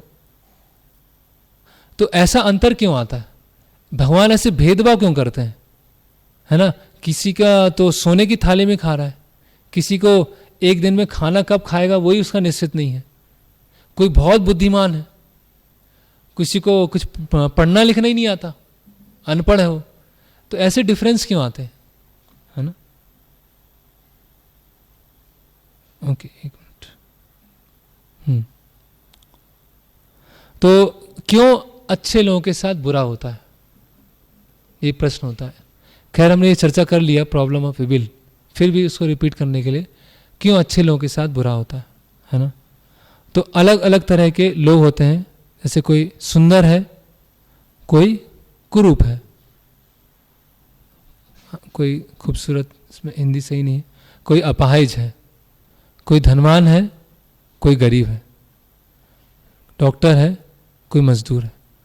तो ये सब कौन निश्चित करता है? ये अलग अलग भिन्नताएं क्यों आती हैं? हाँ ठीक, ओके, अभी आप सब सीख चुके हैं। तो कौन इसको निश्चित करता है? कौन फिक्स कर रहा है? भगवान थोड़ी फिक्स। अगर भगवान फिक्स करेंगे तो भगवान जिम्मेदार हो जाएंगे ना। हमारी खुद की इच्छा है, हमारे कर्म फल, भगवान तो फैसिलिटेट करते हैं उसको। जैसे कि आपके घर में फ्रिज है, कूलर है, एसी है, हीटर है, तो लाइट से आपको एसी लगा है तो क्या आ रहा है? ठंडी हवा आ रही है। हीटर लगा हुआ है तो क्या आ रहा है? ऊष्मा आ रही है, गर्म हवा आ रही है। ठीक है, लाइट कहाँ से आ रही है? नहीं, मतलब ये इलेक्ट्रिसिटी कहाँ से आ रही है? बिल कौन भरेगा? पावर हाउस भरेगा। सब कुछ तो पावर हाउस करा रहा है ना। लोग बोलते हैं भगवान की इच्छा से पत्ता भी नहीं हिलता। कोई पाप हो रहा है तो भगवान करा रहे हैं, कुछ गलत हो रहा है तो भगवान करा रहे हैं, क्योंकि भगवान की इच्छा से पत्ता भी नहीं हिलता। भगवान की अनुमति से पत्ता नहीं हिलता है, ये समझना। इच्छा अलग चीज होता है, अनुमति अलग चीज होता है। तो पावर हाउस से इलेक्ट्रिसिटी सारे नगर में जा रही है। कोई हीटर चला रहा है, कोई कूलर चला रहा है, कोई एसी चला रहा है, लेकिन बिल कौन भर रहा है ना। तो भगवान ने हम सबको स्वतंत्र इच्छा शक्ति दे रखी है। उस स्वतंत्र इच्छा शक्ति का सदुपयोग करते हैं तो पुण्य मिलता है, दुरुपयोग करते हैं तो पाप होता है, और भगवान की सेवा करते हैं तो भक्ति होती है। तो अगर कोई पाप कर रहा है, उसका जिम्मेदार कौन है? वो स्वयं है ना। और उस पाप के कारण उसको दुख भोगना पड़ रहा है, उसका जिम्मेदार कौन है? कोई बोले यार इतना एसी चल गया, ये पावर हाउस वालों से शिकायत करते हैं, इतना एसी क्यों चल गया? भाई तुमने चलाया। कोई बोले इतना बिल कैसे आ गया, कंप्लेन करने जाते हैं, अरे आपने चलाया इसीलिए बिल आया हो। तो उसी तरह से हमारी छोटी सी स्वतंत्र इच्छा शक्ति है, उसका हम सदुपयोग करते हैं, दुरुपयोग करते हैं, या हम भक्ति में आते हैं। ये हम पे। तो पाप, पुण्य और भक्ति, यहां से अभी कर्म का सिद्धांत चालू हुआ। तो भगवत गीता इतना आसान भी नहीं है, मतलब आसान भी है और कठिन भी है ना। लेकिन बार बार उसको हम पढ़ेंगे तो समझ में आ जाएगा। तो ये कर्म का सिद्धांत है। ओके, कौन निश्चित करता है? हम क्या क्या चूज कर सकते हैं अपने जीवन में, बताइए। क्या क्या हम अपने जीवन में क्या चुन सकते हैं? प्रोफेशन, यस, अच्छा आंसर। और हाँ, वही व्यवसाय हो गया। और घर बना सकते हैं अपनी चॉइस से। और रिश्तेदार तो नहीं चुन सकते, रिश्ता कैसे लेंगे? ठीक है दोस्त, ठीक है, इसमें देखते हैं हम क्या क्या चुन सकते हैं। एजुकेशन, प्रोफेशन, जीवन साथी, कार, अपार्टमेंट, घर, ये चुन सकते हैं। क्या हम नहीं चुन सकते हैं?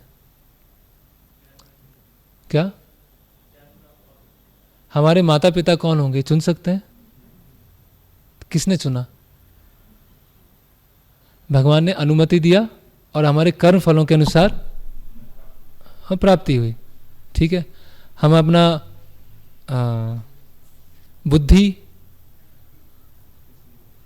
बुद्धि बादाम खा के बढ़ा सकते हैं। जितनी है उतनी में होगी, थोड़ा बहुत प्लस माइनस थोड़ी बहुत हो जाएगी। IQ उतना ही रहता है, इतना कोई आगे पीछे नहीं होता। फेस कट चुन नहीं सकते। अभी प्लास्टिक सर्जरी आ गया, वो अलग बात है। ओरिजिनल हम चुन नहीं सकते, हमारी बुद्धि हम नहीं चुन सकते। तो ये चुनना नहीं चुनना, उसका आधार क्या है? इसका आधार है, ये सब बाई चांस नहीं होता। ये कैसे होता है? भगवान बताते हैं, कर्मणा देव नेत्रेण जंतुर्देह उपपत्तिते स्त्रिया प्रविष्ट उदरम पुंसा रेत कणाश्रय। कि ये सारा प्रकृति देवी देवताओं के संरक्षण में चलता है। तो इसको बोलते हैं लॉज ऑफ कर्म। एक बुक भी है, बुक टेबल पे आपको मिल सकती है, लॉज ऑफ नेचर, प्रकृति के नियम, है ना, एन इनफेलिबल जस्टिस, एक अचूक न्याय। तो भगवान की अध्यक्षता में ये कार्य होता है। कर्मणा देव नेत्रेण जंतुर देह उपपत्यते स्त्रिया प्रविष्ट उदरम पुंसा रेत कणाश्रय। अभी हम कुछ प्रश्न लेते हैं, उसके बाद हम इसको एंड करें। अच्छे लोगों के साथ बुरा क्यों होता है ना? तो कुछ लोग अमीर हैं, समृद्ध हैं, कुछ लोग क्या हैं, बहुत गंभीर स्थिति में, कुछ लोग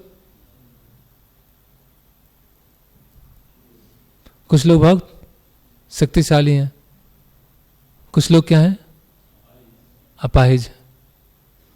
किसी का धनी परिवार में जन्म हुआ है और कोई, तो भगवान इतने क्यों क्रूर हैं, क्यों इतने क्रूर हैं? तो हालांकि हमने चर्चा कर लिया, तो कुछ लोग बोले कि भगवान अगर सर्वशक्तिशाली हैं, भगवान के 3 गुण एक साथ नहीं हो सकते हैं। यहां बता रहे हैं भगवान कृपालु भी हो, भगवान सर्वज्ञ भी हो और सर्वशक्तिमान भी हो। एक बार डार्विन एक व्यक्ति था, हमने दूसरे सेशन में डिस्कस किया था। तो डार्विन आस्तिक था, जो भी भगवान को मानता था। उसके 8 साल का बच्चे की मृत्यु हो गई। तो उसने निश्चित किया कि अगर भगवान होते तो मेरे बेटे की मृत्यु नहीं होती, तो मैं ऐसा कुछ लिख के जाऊंगा कि भगवान का नामो निशान हटा दूंगा संसार से। कई लोग ऐसे होते हैं कि भगवान होते तो हमारे साथ ऐसा नहीं होता। भगवान पे क्यों दोषारोपण करते हैं? भगवान तो क्या है, हमें अपने पास बुलाना चाहते हैं। शहर जेल का उदाहरण देखा था हमने, वो तो जेल से निकालना चाहते हैं। तो जो भी आपकी समस्या आ रही है उसके कारण क्या है, आप स्वयं हैं, है ना। अगर आपने जैसा आप बीज डालेंगे वैसा ही आपको फल मिलने वाला है ना। अगर आपने नागफनी लगाई है तो आम नहीं मिलने वाला। आपने बेर लगाया है तो तरबूज नहीं लग जाएगा उसमें। जैसा आप बोने वाले हैं वैसे आपको फलित होगा, ठीक है। तो भगवान, ओके, इसको हम निकाल देते हैं क्योंकि हमने डिस्कस कर लिया। तो भगवान कैसा है, जैसे कि कोर्ट है, ये कोर्ट में जज बैठा हुआ है, ठीक है। यहाँ पे सुनवाई चल रही है, सुनवाई हुआ, एक को बोला इसको इनाम दिया जाता है, 1 करोड़ दिए जाते हैं, ठीक है। इसको बोला आजीवन इसको हिरासत में रख लिया जाए। तो जेल, वो लोग क्या बोलेंगे, अरे जज तो कितना क्रूर है, कितना निर्दयी है, 10 साल की सजा सुना दी, बिल्कुल भी इसका तो हृदय नहीं है, तो बहुत क्रूर है ये तो। और एक पक्षपात कर रहा है, इसको इनाम दे दिया और इसको जेल में डाल दिया। तो ऐसा है जज, ऐसे हैं जज। जज के ऊपर आक्षेप लगेगा, भाई आपने ये काम किया है, आपको इनाम मिला है, आपने ये काम किया, आपको जेल मिला है। उसी तरह से अलग अलग परिस्थिति में हमारा जन्म हुआ है, अलग अलग हमारी बुद्धि है, अलग अलग किसी का कैसा स्वास्थ्य है, IQ है, वो क्यों मिला है, क्यों हमने इस तरह से काम। भगवान एक जज की तरह कार्य करते हैं। हमारे लिए भगवान कैसे हैं, एक जज की तरह।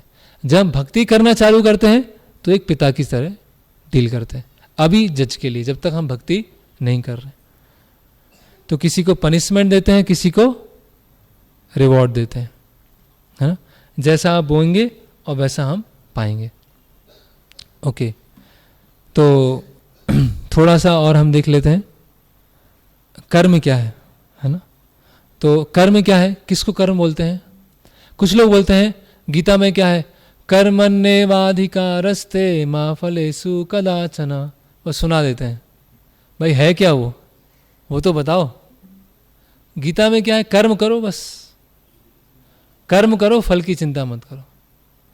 कौन सा श्लोक है जहां लिखा है कर्म करो, फल की चिंता मत करो? और ये कर्मण्येवाधिकार रिश्ते सुना देते हैं।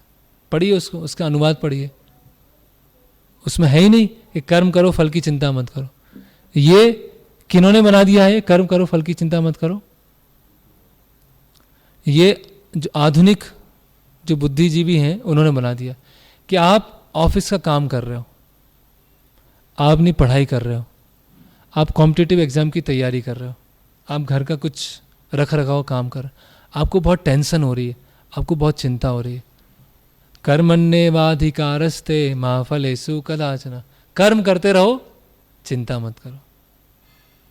ये थोड़ा सा प्रेशर रिलीफ करने के लिए बस उन्होंने कर दिया। कर्म तो एक गधा भी कर रहा है, वो टेररिस्ट भी कर्म कर रहा है, एक चोर भी कर्म कर रहा है, एक जेब काटने वाला भी कर्म कर रहा है, हॉस्पिटल में कई लोग किडनी निकालने वाले भी कर्म कर रहे हैं, है ना, ऑफिस में घूस खाने वाले भी कर्म कर रहे हैं। तो ये क्या कर्म है? ये कर्म किसे बोलेंगे?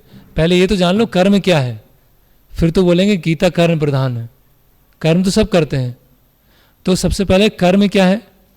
जब जीव प्रकृति के 3 गुणों के अंतर्गत रहते हुए समय के अंतर्गत शास्त्रों के अनुसार कार्य करता है तो उसको बोलते हैं कर्म।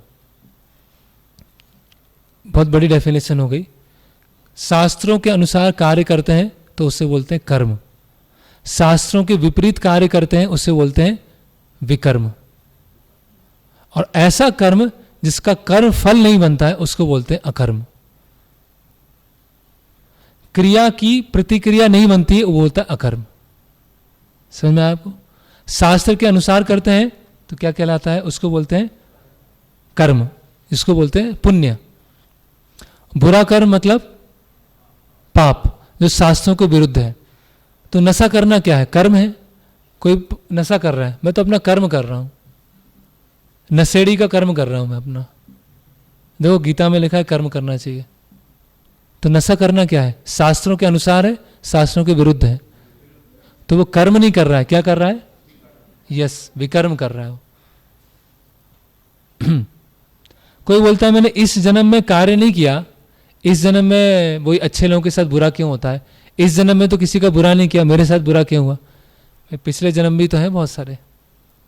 एक चोर है, उसने दुबई में बढ़िया चोरी किया, स्मगलिंग किया, भारत में आ गया, सब अपना घर सेट कर लिया और अच्छे नागरिक की तरह रहने लगा। 10 साल के बाद पुलिस आई और पकड़ के ले गई उसे। तो आसपास के पड़ोसी बोले यार कितना अच्छा आदमी था, कितना भला मानुस था, किसी का कुछ बुरा नहीं सोचता था, अच्छा करता था, इसको पुलिस पकड़ के ले गई। तो वहाँ के आसपास के रहने वालों को कितना ट्रैक पता है उसका? 10 साल का ट्रैक पता है ना। पुलिस को कितना ट्रैक पता है? इंडिया आने से पहले का ट्रैक पता है दुबई में क्या करके आए हो, इसीलिए पकड़ के ले गई। तो इसीलिए जो बुरा कुछ हमें दुख आता है तो या तो इस जन्म का है या पिछले जन्म का है। वो जैसे कि हमने खाना खाया, खाना दूषित था और हमारा पेट खराब हो गया, तो हमने कुछ खाया और खुद तुरंत प्रतिक्रिया मिली, ऐसा होता है कि नहीं? और कीटनाशक खाना हम खाए जा रहे हैं तो जीवन के अंतिम में कैंसर हुआ। तो एक की प्रतिक्रिया कब मिली? जीवन के अंतिम में। और खाना खाया, पेट खराब हुआ, क्रिया की प्रतिक्रिया कब मिली? तुरंत मिली। तो कुछ का रिएक्शन तुरंत मिलता है, किसका कुछ साल के बाद मिलता है, कुछ का कई जीवन के बाद मिलता है। जैसे धृतराष्ट्र, तो धृतराष्ट्र के 100 पुत्र मरे कौरव, तो 100 पुत्र होने के लिए पुण्य भी चाहिए, है ना। 100 पुत्र होने के लिए पुण्य भी चाहिए। लेकिन धृतराष्ट्र ने क्या किया था? कोई पक्षी के बच्चों को मारा था, 100 बच्चों को मारा था।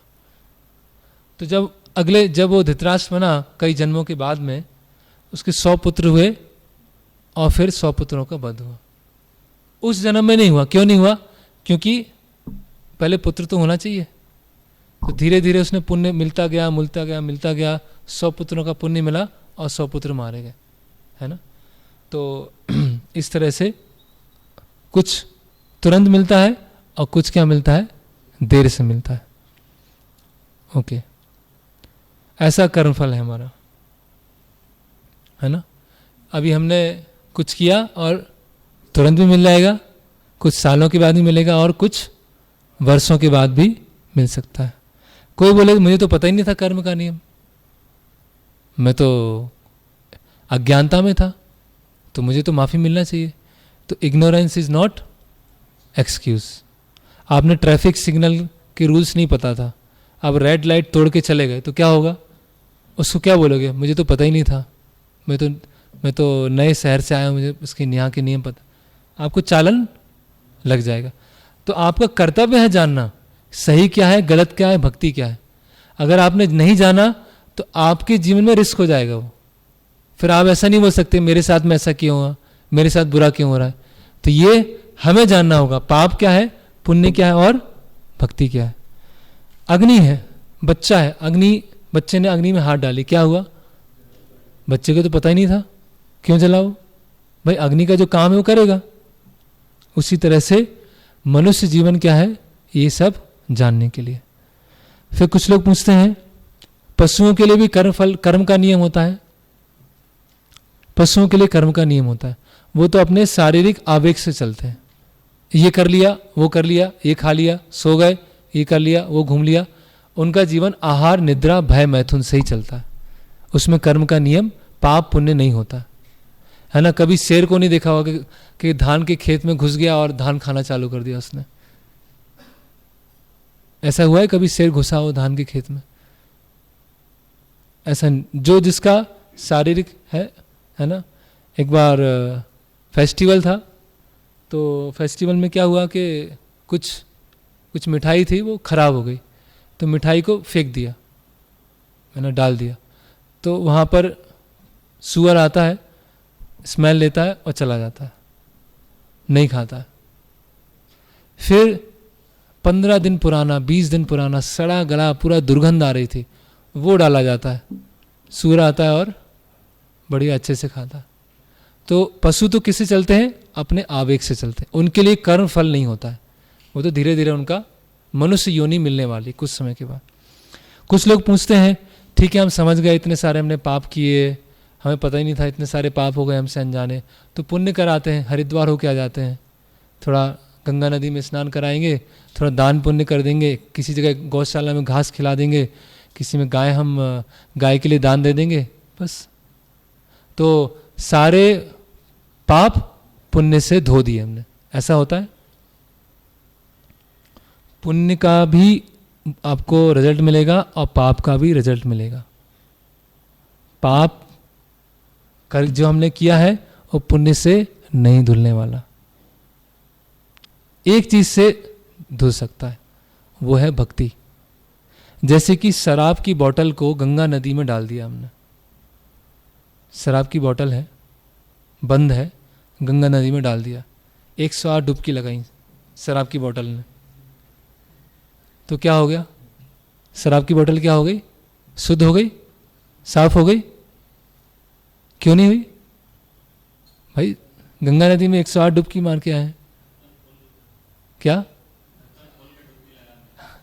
अंदर तो क्या भरी हुई है? शराब भरी हुई। बस ऐसी आधुनिक मनुष्य का है, अंदर तो पाप करने की वृत्ति भरी हुई है, बाहर से आप प्रयागराज चले गए, कुंभ में डुबकी मार के आ गए और यहाँ चले गए, अंदर तो भरा ही हुआ है, इसीलिए आपका पूरी तरह से शुद्धिकरण नहीं हुआ। लेकिन इसका मतलब ये नहीं गंगा नदी में जाना आपका वेस्ट हो गया, कुछ ना कुछ आपको पुण्य मिला। लेकिन भक्ति करने से क्या होगा? आपके पाप पुण्य दोनों खत्म हो जाएंगे, नया जीवन आपका चालू हो जाएगा। तो नए जीवन की शुरुआत तो भक्ति से ही होती है, नहीं तो क्या होता है? वो चक्र चलता रहता है, चलता रहता है, चलता रहता है, पाप पुण्य में लोग फंसे रहते हैं। फिर कुछ लोग पूछते हैं क्या पुण्य करना पर्याप्त नहीं है? तो भक्ति और पुण्य में क्या अंतर है? भक्ति और पुण्य क्या है बताएंगे कोई?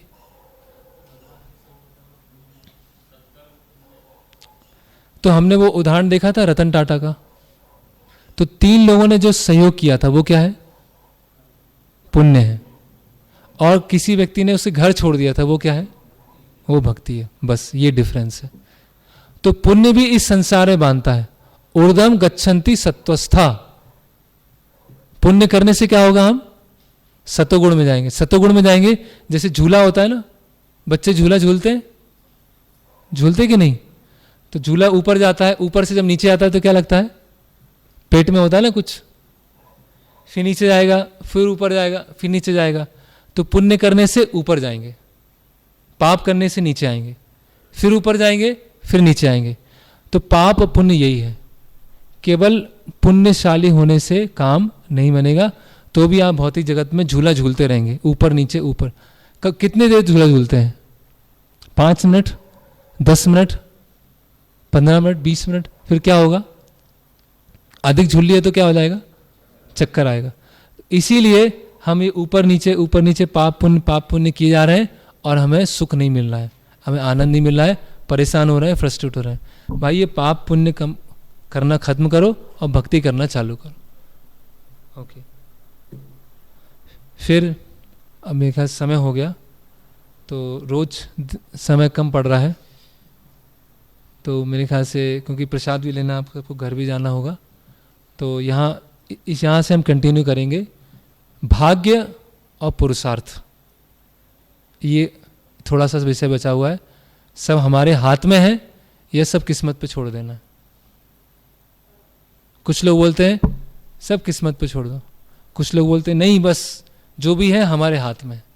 तो इस विषय, क्योंकि बहुत महत्वपूर्ण प्रश्न है और आप लोगों के मन में ये होगा, तो यहाँ पर हम विराम लेते हैं। हरे कृष्णा।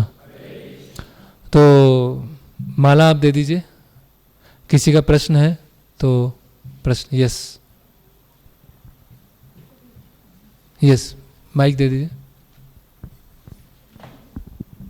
हरे कृष्णा जी, हरे कृष्ण। धृतराष्ट्र ने चिड़िया के बच्चे मार दिए थे, तो धृतराष्ट्र वाले जन्म में चिड़िया मतलब उसके 100 बच्चे मरने थे। नहीं, धृतराष्ट्र ने नहीं मारे थे, जब उसका कोई उसके पूर्व जन्म में धृतराष्ट्र की आत्मा ने मार दिए, जब वो किसी दूसरे शरीर में था। अब इस जन्म में धृतराष्ट्र वाले शरीर के 100 बच्चे मरना तय है। यदि वो कृष्ण के सपोर्ट में आ जाता तो बच्चे नहीं मरते, यानी कि उसको कृष्ण का दुश्मन बनना जरूरी था। नहीं, ऐसा जरूरी नहीं है।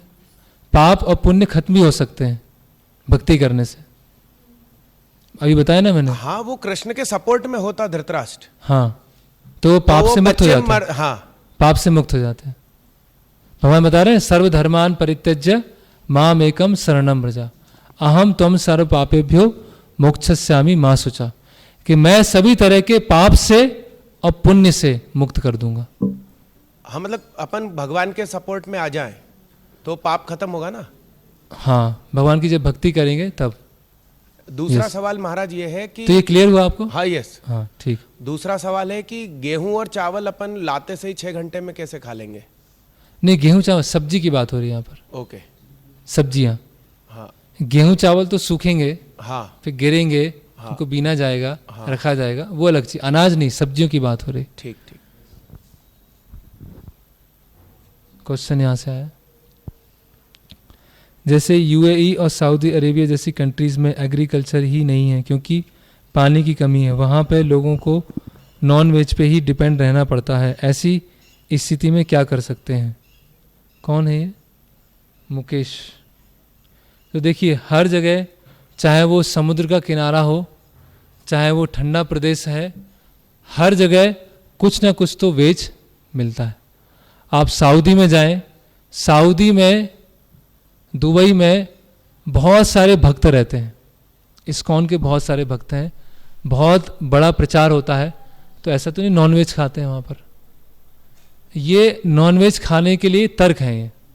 आप कोस्टल रीजन चले जाओ, उड़ीसा चले जाओ, आप बंगाल में चले जाओ, ठीक है वहाँ पर मछली खाई जाती है लेकिन ऐसा नहीं है कि वहाँ पर नॉनवेज ही मिलता है।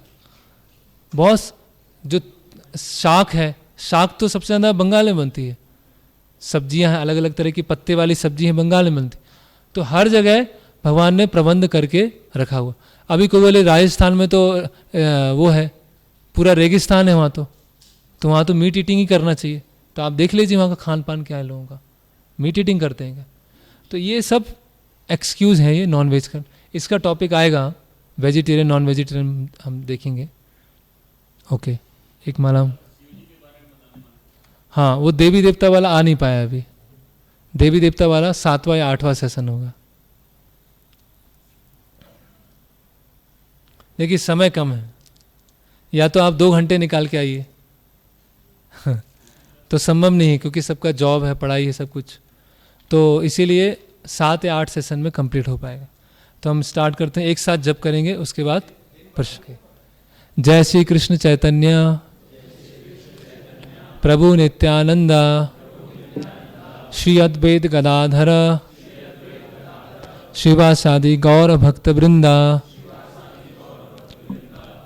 एक साथ हरे कृष्णा कृष्णा कृष्णा हरे हरे, हरे राम राम राम हरे हरे, हरे कृष्णा कृष्णा कृष्णा हरे हरे, हरे राम राम राम हरे हरे, हरे कृष्णा कृष्णा कृष्णा हरे हरे, हरे राम राम राम हरे हरे,